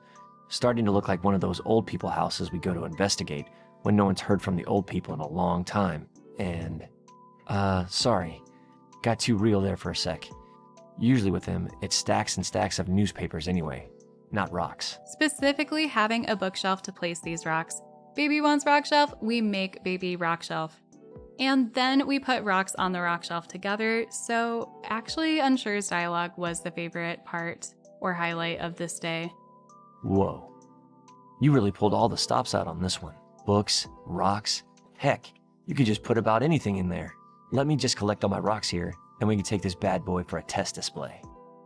And now we're up a friendship level, which means we can kiss, which is real cute. Later that night, we attend the fireside meeting. Trudy shares our groundbreaking discovery with the town. Miguel is pissed that we were in the shipwreck ruins. Also, to base our future on the potential of a corrupted technology, are you mad? Making such a rash decision was irresponsible. So I back Trudy up on this. This guy is being a total jerk and continues to go off. In turn, what was a super nice day turned into a heated debate among the town on whether or not we should actually try growing crops in the desert to feed everyone. I mean, it's just planting trees. What could possibly go wrong? Oh yeah, planting trees in a sandstorm. Everyone looks so thrilled to be here. But we get those trees planted, and now we'll have to wait a few more days until we get further instruction for the main quest line. I wake up to Unsure outside my house, and he has a date planned for us. Tomorrow at 8 p.m. I can't wait, and I guess neither can Heidi. Apparently, she needs some inspiration for an architecture competition. We go on a long journey to find the mural, and she finds what she's looking for. Always glad to help. Today, I become an official member of the Civil Corps, which is pretty cool because that means we can now pick up even more commissions from the Civil Corps office for even more cash.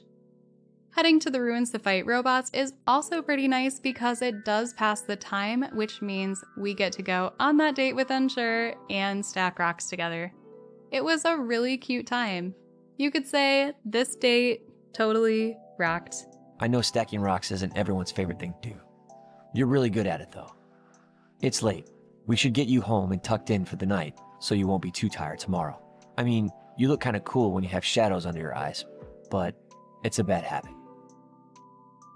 Unsure said I looked cool with dark circles under my eyes, so I woke up with dark circles under my eyes. No, actually, we stayed up a bit later that night lighting off fireworks and getting some food, which gives Arvio a totally wrong idea the next morning. How am I going to get rid of all of this expired baby food? Oh, hey there, Builder. You don't have a baby by any chance, do you? Any plans to change that before the end of this quarter? Dude, we have got to talk about boundaries, not just with me, but with Fang too. He presents a totally not at all intrusive and terrible way to become friends with Fang that won't at all invoke PTSD.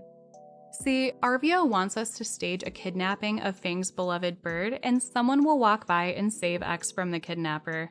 So that way we look like heroes Fang can trust. Unfortunately, this is needed to romance Fang. Wilson ain't no snitch. I know Wilson ain't no snitch, but I am one. The next day, I snitch on Arvio anyways because he kinda sucks. Not possible. Shopkeep, a good man. Is he though? But it's too late. We reopen the door to Fang's trauma. Must be someone he knows.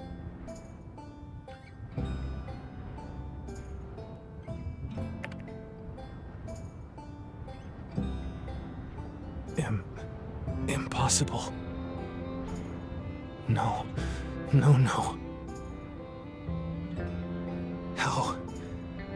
How could they find us? If it's them, what do I do? Have they found us? Uh-huh. I really hate this.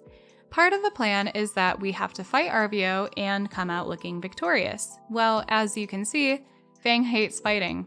I try the pacifist route and fight Arvio with a feather duster, but to no avail. I stand there and take all the hits, and Fang pleads for us to stop fighting.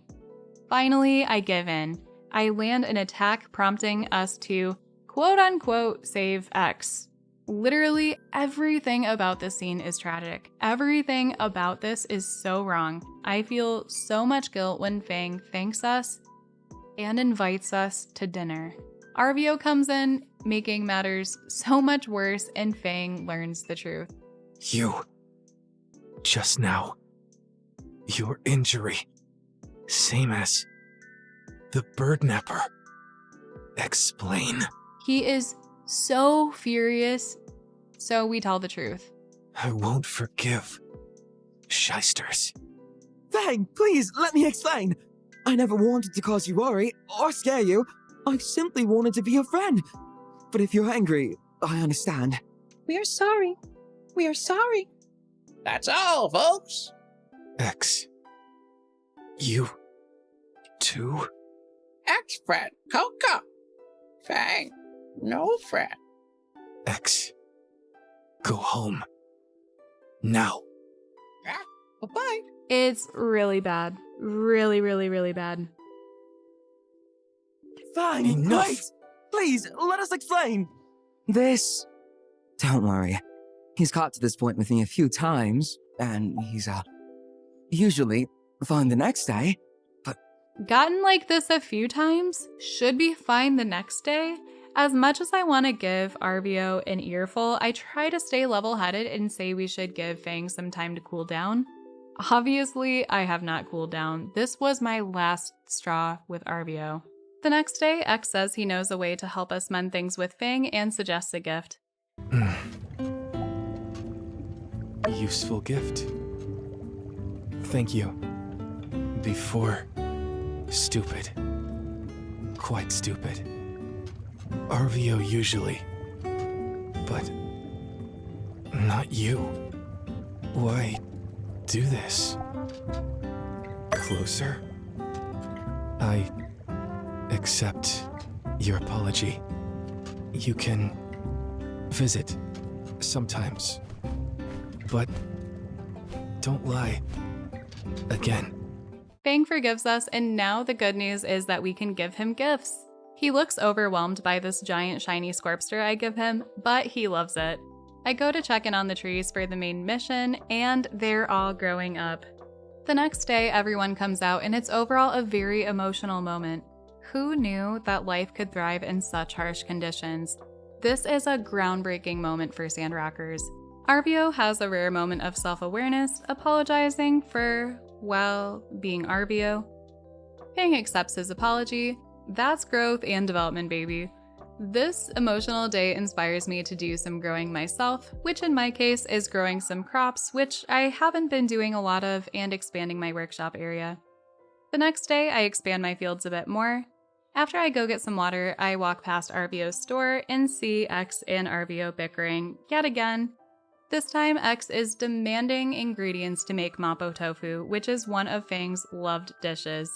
He gives us the recipe, but unfortunately, we won't be able to buy the main ingredient, which is broad bean seeds, until the 20th of the month.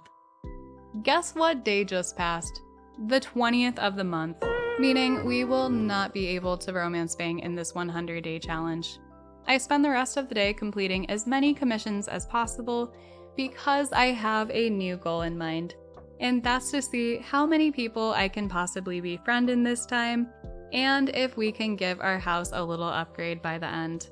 Looks like there's a fireside meeting tonight. We're starting the day off with, once again, some admin work, keeping my machines going, getting more machines built, staring at Fang because this is all we can do for now, going to the Gecko Station ruins to stock up on chromium ores, and getting a bit further to the next level, hanging with friends like Ernest, who I find incredibly relatable as my job outside of YouTube is writing. Also, can we just talk about how iconic this pocket spaghetti is? Ernest and I try hitting up the arcade, but walk in on a business presentation about Katori World, a not at all narcissistic business endeavor that many people are not on board with. I can't say that I'm particularly impressed by your key performance indicators.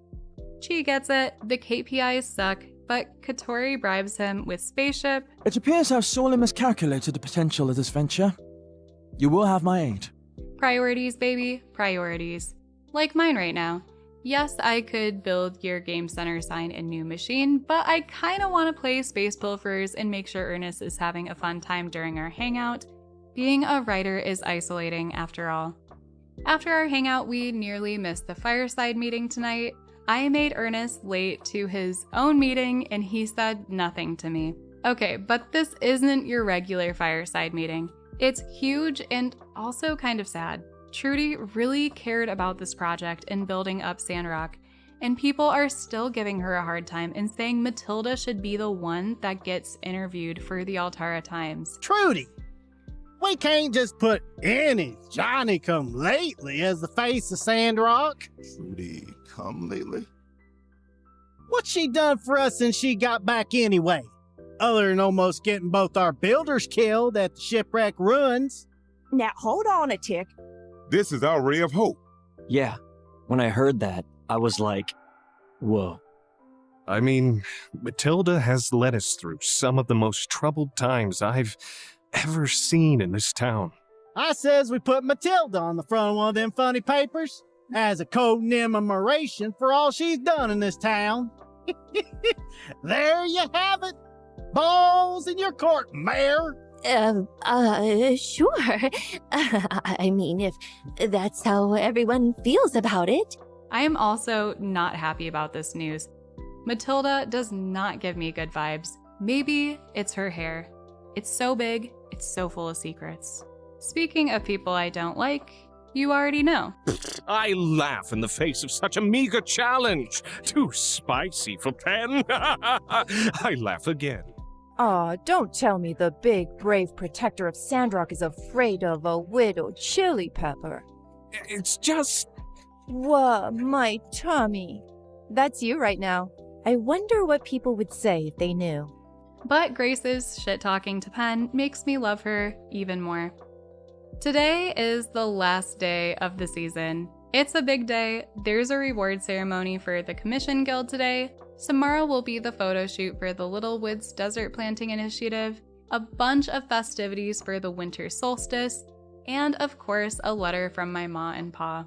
I take Coco with me to the festival. Together we spend a thoughtful amount of time making some skewers, and we burn them to an absolute crisp. Jasmine looks disappointed, so I make her some salty fish.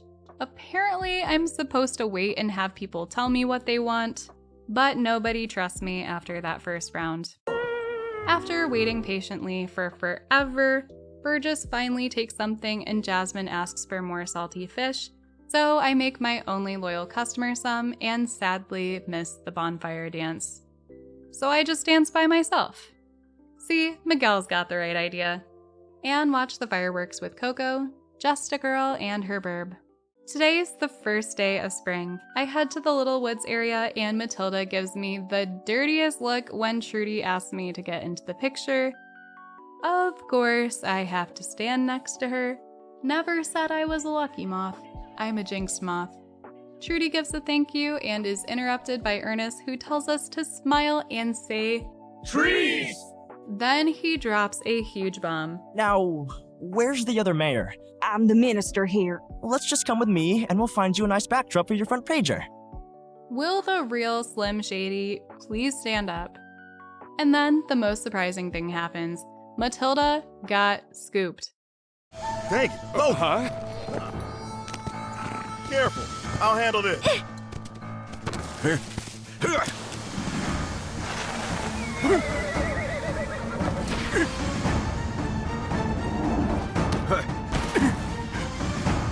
Yeah!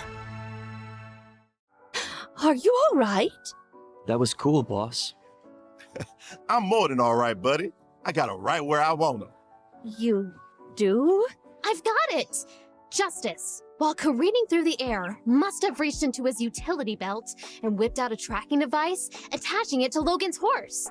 Tracking what? What kind of budget do you think we have? No. The substance stuck to that sinful scoundrel's goatless steed was none other than catnip. Captain? Ho! Follow that cat. You heard the man. Anyone willing to fight? Get whatever supplies you need from town and follow that cat. You heard the people. It's time to follow that cat. After tracking across the entire Eufaula Desert, Captain led us to a cave. We fight our way through until we reach a checkpoint, meaning we're choosing violence today, and we're fighting. Reach for the sky, banditos. The jig is up. Justice. Just don't have to get messy, Logan. Listen, it's not too late to turn yourself in. We can go easy on you. Just hand over the feather, nice and slow. You sure you got enough folks to bring me in? Yeah, pretty sure. Let's find out. It's actually a pretty relentless fight, and if it wasn't for characters auto-healing, we would have lost Unshare that day.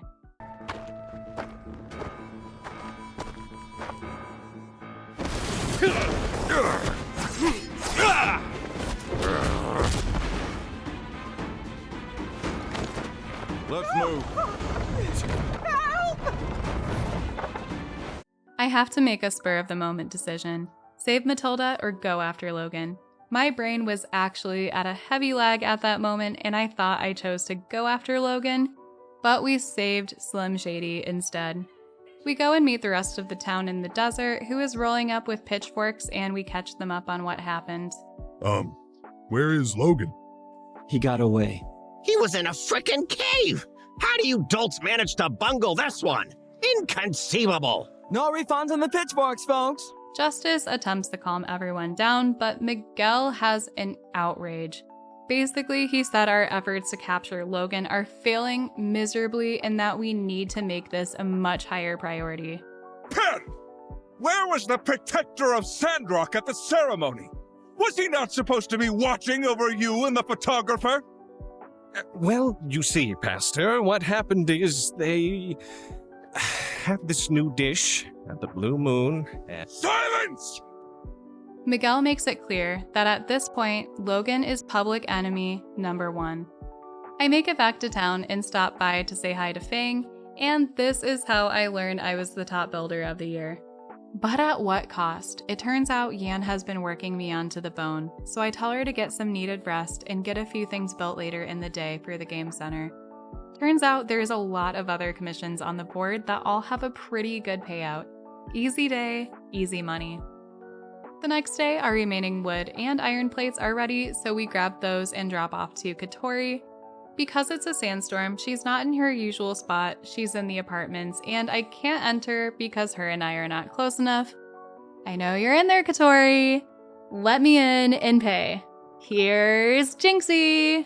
Crazy, I tell ya! Fine, I'm going to the mines because I realize at this point I just need one more telescope piece, which unlocks a telescope that can be used for dates and hangouts.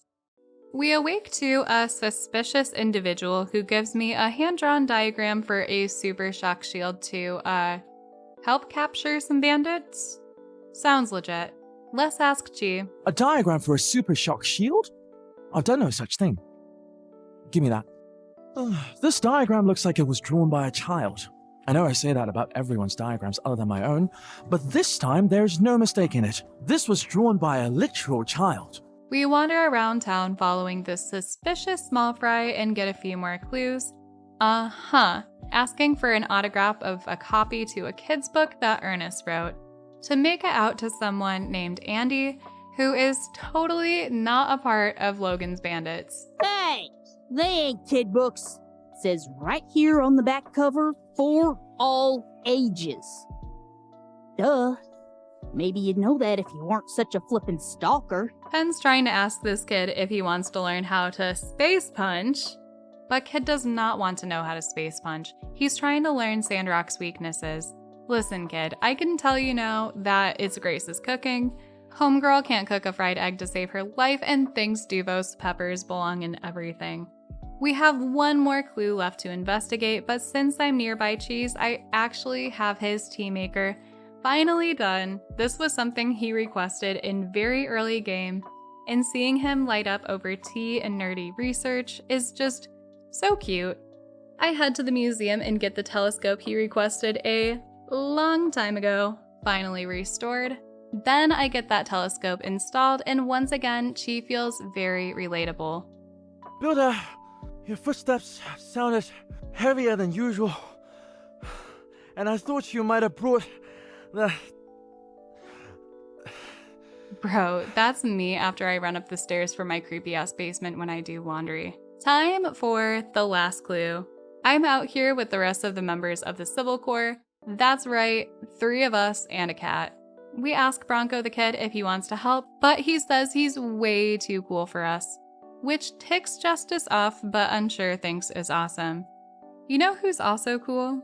This guy. Yo! Owen's a bit busy at the moment, And we demand spaghetti of the spiciest variety.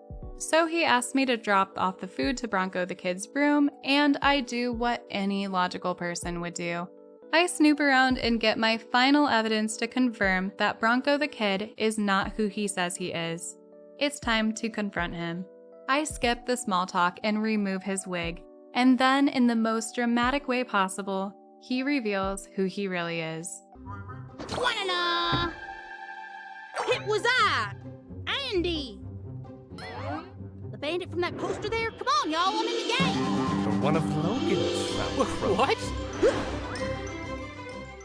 It turns out to be a high-speed chase, me and the boys. Eat marbles, marble eaters. We are not marble.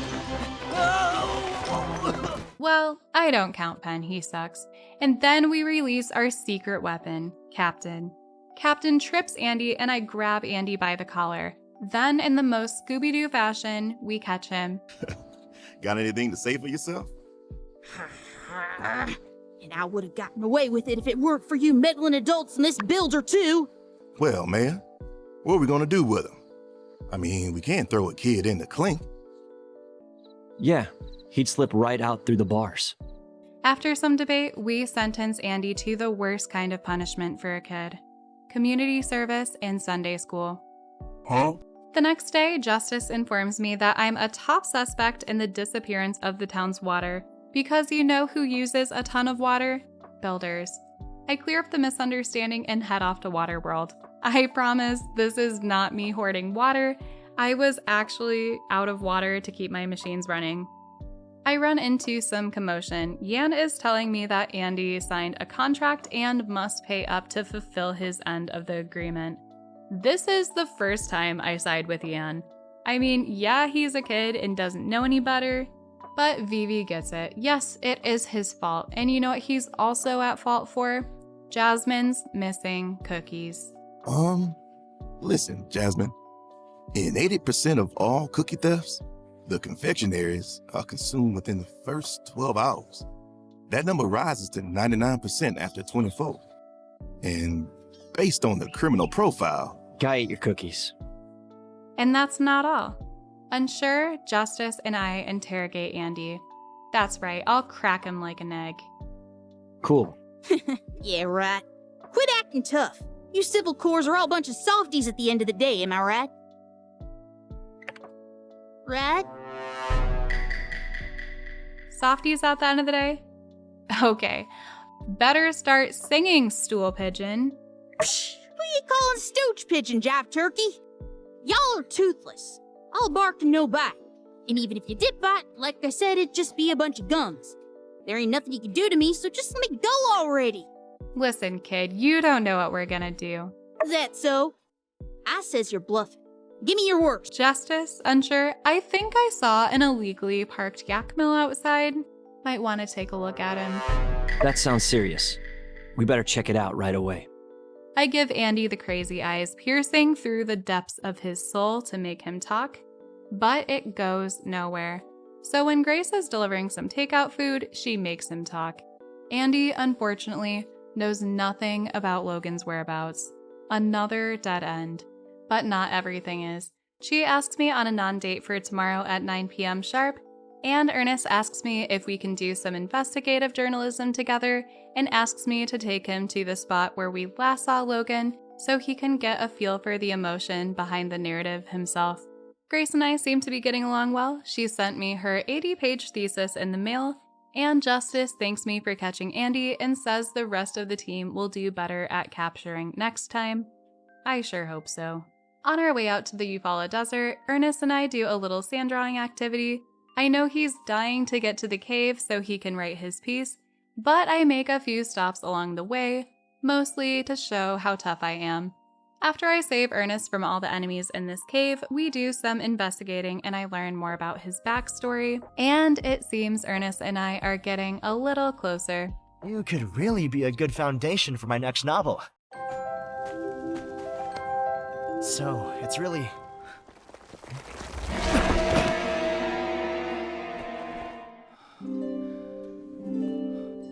Later in town, I find the real Bronco the Kid picking on poor little Jasmine. You trying to interfere with the law of the land? All you need to understand, buckaroo, is that I am authorized by the Sandrock government and the Alliance Council to take you in if need be. So, I suggest you drop the attitude and start answering my questions. Why, are you resisting arrest? This is where I defy the law and fight him. That's it, you're going down, punk. I win, but something about this guy just ticks me off. Oh, careful. You'll take someone's eye out. Yes, Mayor Trudy, that's the whole point. Deputy Captain gets it. Like, just look at this guy. He just waltzes in, acting like he owns the place, calling my girl Grace a fry cook and insulting her cooking, even though it's pretty bad. But she can handle herself. Her omelet is so bad it makes him sick. I would have done anything to watch Rocky send this guy flying to Portia. After a long day of picking on Bronco, I meet Chi on the rooftop for our non-date. I do terribly at identifying the constellations and hope that we can talk about something that I do have a ton of knowledge on. You know, interestingly, when people believe they are wishing upon shooting stars, they are actually wishing upon rocks falling and burning up in the atmosphere. What else do you wish to know? Like astrology. I will not peddle astrology. Well, guess not. If you made it to this point in the video, as we near the end, let me know if you like astrology and what your sun, moon, and rising are. Bonus to anyone who can guess mine, I'll give you a hint for two. Calculated and chaotic. We have a town meeting about water conservation, and later Burgess and I go out to find something absolutely horrible. Water wasters. I just bought this big bucket of water, and I'm about to dump it all in the sand.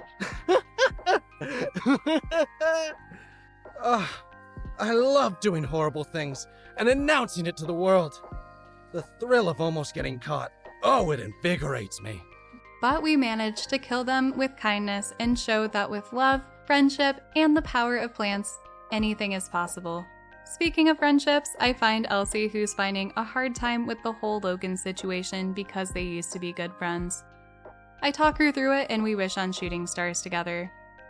Okay, but did you know they're actually rocks falling and burning up in the atmosphere? I actually just got that science lesson yesterday. I meet Bronco the Kid at his super secret hideout, the Blue Moon Inn. I listen to him yap for a while and can't help but notice the vomit by his bed. He's still determined to interrogate Sandrock's pets for suspicious activity. Suddenly, I regretted my wish on that shooting star with Elsie. I should have wished to be rich because I don't get paid enough to do this job. With that, I cook up some pet food for the next day. Bright and early, I start with my fellow colleague, Deputy Captain. Nothing. Nemo knows nothing, and Bronco the Kid walks by to make sure I'm doing my due diligence. Meow. Yeah. This is dumb. The pets know nothing. Bro, I'm about to lose my job over this. What did we learn? Absolutely nothing. But actually, I learned how to use this camera. It took me 92 days. 92 days. Oh my god, this changes everything. I take a pic with my buddy Mort to test this thing out. Amazing, let's go find Fang. Poor Fang is getting interrogated by Bronco the Kid. You have the right to remain silent? No, you don't understand. This poor sweet doctor literally cannot speak. That's okay. As they say, a picture is worth 1,000 words. Fang and I look like we're about to drop the hottest album on Spotify. Here's me and my best Birb friend. This is Captain, Deputy Captain to be exact. He stole my boyfriend's promotion at work. Hello, dear. Doing any science? Yes, baby, we're doing a science experiment called a photo shoot. No, that's not the right angle. Come here. A little closer. Perfect. Strike your best poses. Ooh, booty popping in those slacks. Do it for science. Thank you for your cooperation. You are a fine specimen indeed. This is my best friend Ernest. His favorite food is spaghetti. In fact, it's the only food he eats. Sometimes he eats so much he throws up over this armchair so he can get back to writing. And honestly, that's kind of a vibe. The next day, I decide to do actual work for my job and get the new Game Center sign and Punchatron built. I take Unsure on a date because I know the perfect spot to get cute photos together, that edge of the mountain to Sandrock, where we find Ernest. Okay. I get it, Ernest. We're all in it for the plot. Now, where were we? Cute pictures as the sun sets, some nice yummy food, a perfect way to end the date and the day. There seems to be something big happening here. Are we all Naruto running to the desert? Let's check out what's happening. It's a festival called Tour de Rock, and this is where sand running competitions will be held annually now. But I didn't realize there's a sign-up booth and missed the first round, so I'm stuck with these two kids. Wait, And now the can't Ducks Duck eat the really banana, win the which I sand running suppose is of tournament? no surprise Did to it sign anyone. up? Please, get me out of here. I will roll down this hill myself if I have to. Then I compete in the second round. Y'all, my hand-eye coordination is so bad. Let's make this less miserable for all of us and just end the day. The sound of screaming children haunted my dreams, so I throw on some concealer and enter day 2 of the Tour de Rock competition. This time, I bypass Ernest, race to the finish, and take second place. Later, Bronco the Kid tells me he has another lead, and I meet him back to his not-so-secret hideout that Grace just waltzes into. He tells me about the next phases of our plan, and I can't help but notice Grace cleaning up this bedside vomit from the omelet or spicy spaghetti she made. Anyways, I agree to his plan, and we follow this dowsing plate into the desert. Much to our surprise, this device actually works and leads us straight to Logan and Andy. Logan takes off on his goat, and Bronco the Kid chases after him. Will we be able to catch Logan in our last 4 days? The next day is filled with smaller side missions until we hear new developments in the case from Bronco. We do a few odds and ends like setting up Mabel's dessert stall, taking some easy commissions we can complete the same day, planting some flowers around town, getting hit by a train again, planting some more flowers around town, some weeding for Miguel, more planting, more weeding. I got bored with Miguel's quests, and as a result, I guess Miguel needed that gardening done same day, and I failed the mission. Mian, wake up. I have the time capsule. Homegirl has been so tired lately that she asked me to make a bookshelf for Heidi. I complete the commission for her and tell her that, I don't know, maybe she shouldn't work so hard and go date someone. The showdown is also coming up, and I have to pair with someone, which only makes sense that it's Unsure since we do so many missions together as part of the Civil Corps. Unsure writes a letter and tells me that we totally got this. Everyone also really likes this doll I built for Mabel, so much that Burgess teaches me how to make mush, a secret family recipe passed down for generations. So, how will people remember the Sandrock builders for future generations with this time capsule? Good skincare, baby, because we are always rocking dark circles under our eyes. How will they remember our photo? A cheerful, optimistic young girl named Mian, and a perpetually grumpy builder named Moth. There's a fireside meeting tonight talking about how Musa, the richest man in the Free Cities, will be coming to Sandrock, and we're going to have to impress him.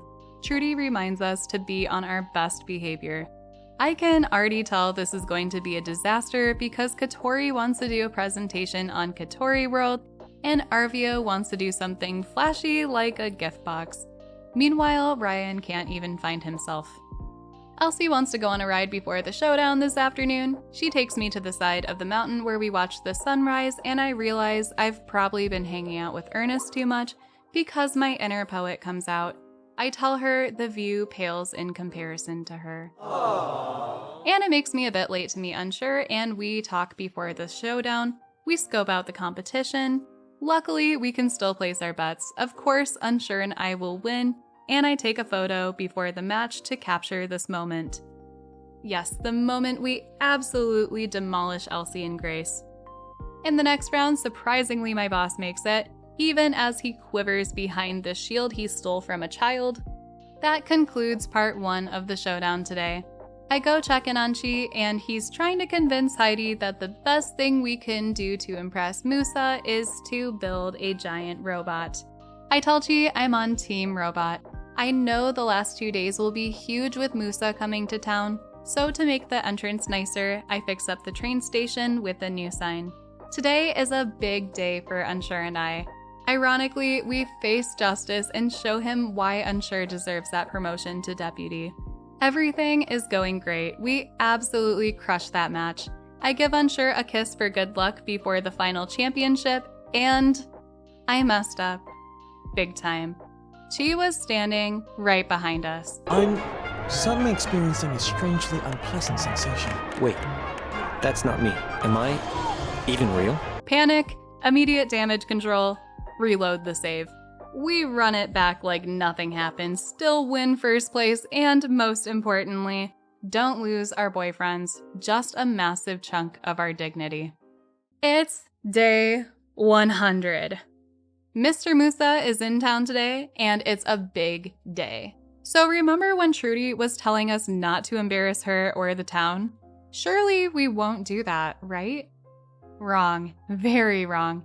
Today is an absolute shit show, and I didn't even have time to take off my stupid hat from the sandstorm.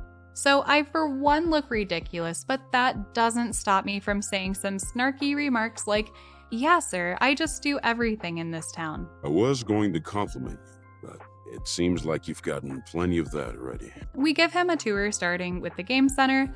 Let's just start a counter for how many times we embarrass ourselves. This is number 2. Howdy do there, neighbor. I brought a new pal around. All right. Well, the promotion I was running ain't running no more. Another thing, stay out of the bathroom. Toilet's clogged. Trudy? Musa? Here? Hi, I'm Game Center, and this is my Katori, and... Showing him the little woods wasn't too bad. Looked bigger in the photo. Water tower. You know, we recently made the news for this getting blown up by bandits. I consider that number 3. And the welcome party. We'll just put this power level of embarrassment to over 9,000. Mr. Musa, welcome to the shit show. Thank you. All right, boys, hit it. This one that I definitely didn't write today is called Why Not Just Give Us All Your Money? 1, 2, 3, and up. Can't help but get the feeling you lot are trying to butter me up. Yes, well, it's just that we care so much about our town.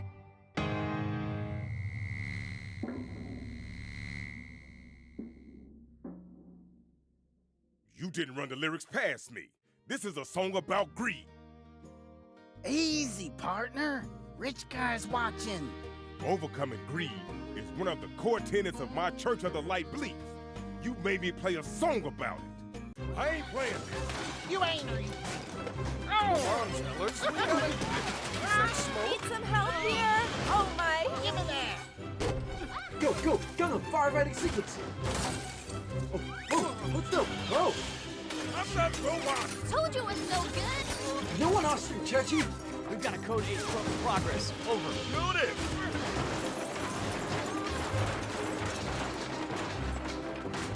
Baby. What does this button do? Burgess, no! Ah, too much light!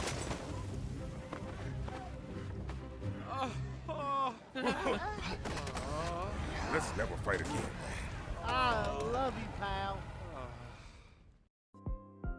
Everything is a complete disaster. Arvio, put your hand down. Now is not the time. It's so bad that Mr. Musa says we're all doomed and offers us a way out of Sandrock with a northern development project he's working on, and tries to get my buddy more on board. We tell him we aren't going anywhere, and it turns into an inspiring moment. I believe we have a new hope. I believe in these people. I believe in Sandrock. We tell him we believe in Sandrock. I believe in Sandrock. Even more now. Later, I go follow up with Mr. Musa, who is meeting with Trudy and Heidi and getting a recap of everything that went down. Yeah, your Civil Corps rained bullets down on that researcher's robot. Some of their shots hit various plates and dishes, sending food flying everywhere. I really thought they were gonna hurt someone. Oh, yeah. So, the reason that happened, sir, is yesterday I messed up and kissed my colleague, a fellow member of the Civil Corps, in front of that researcher, who I'm also dating. Anyways, yeah, I should probably go check in on him. I head back inside the Blue Moon Saloon to help Chief fix up his beloved robot that Unsure destroyed, and there's Ernest eating spaghetti amidst all the chaos. Towards the end of the day, I head out to the Eufaula Desert to collect hardwood and petrified wood, and find a lost tourist in the Eufaula. He asked me to take him to safety, but I had something else in mind, like getting these materials for commissions. A Tripian starts sneaking up and he asks, "Aren't we supposed to go to a place without monsters?" You know what? He's right. I take him to the real monsters. He says the scenery is nice, but really has no idea. And it turns out Owen and this guy are long-lost travel buddies. To commemorate this moment, I take a photo to end our 100-day challenge. So technically, that was the 100 days, but after recording gameplay, I realized I miscounted the final day and recorded 101 days, which is why I didn't decorate my house. And you aren't going to believe me when I say this, but 101 days is weirder. A child turns green. It's the first day it rains in Sandrock. And just for fun, I did take a cute picture outside of my new house with Unsure. Inside is even cuter.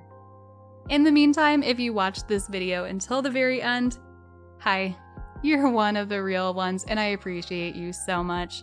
Did you enjoy yourself? My favorite part was when the paint dried. Well, I'm beat. That was more than enough excitement for one day. Please like and subscribe if you haven't already, because my favorite types of games are life, farm, and dating sims. Bonus if it's a combination of the three, just like Sandrock. Thank you so much for watching, and we will see you in the next one.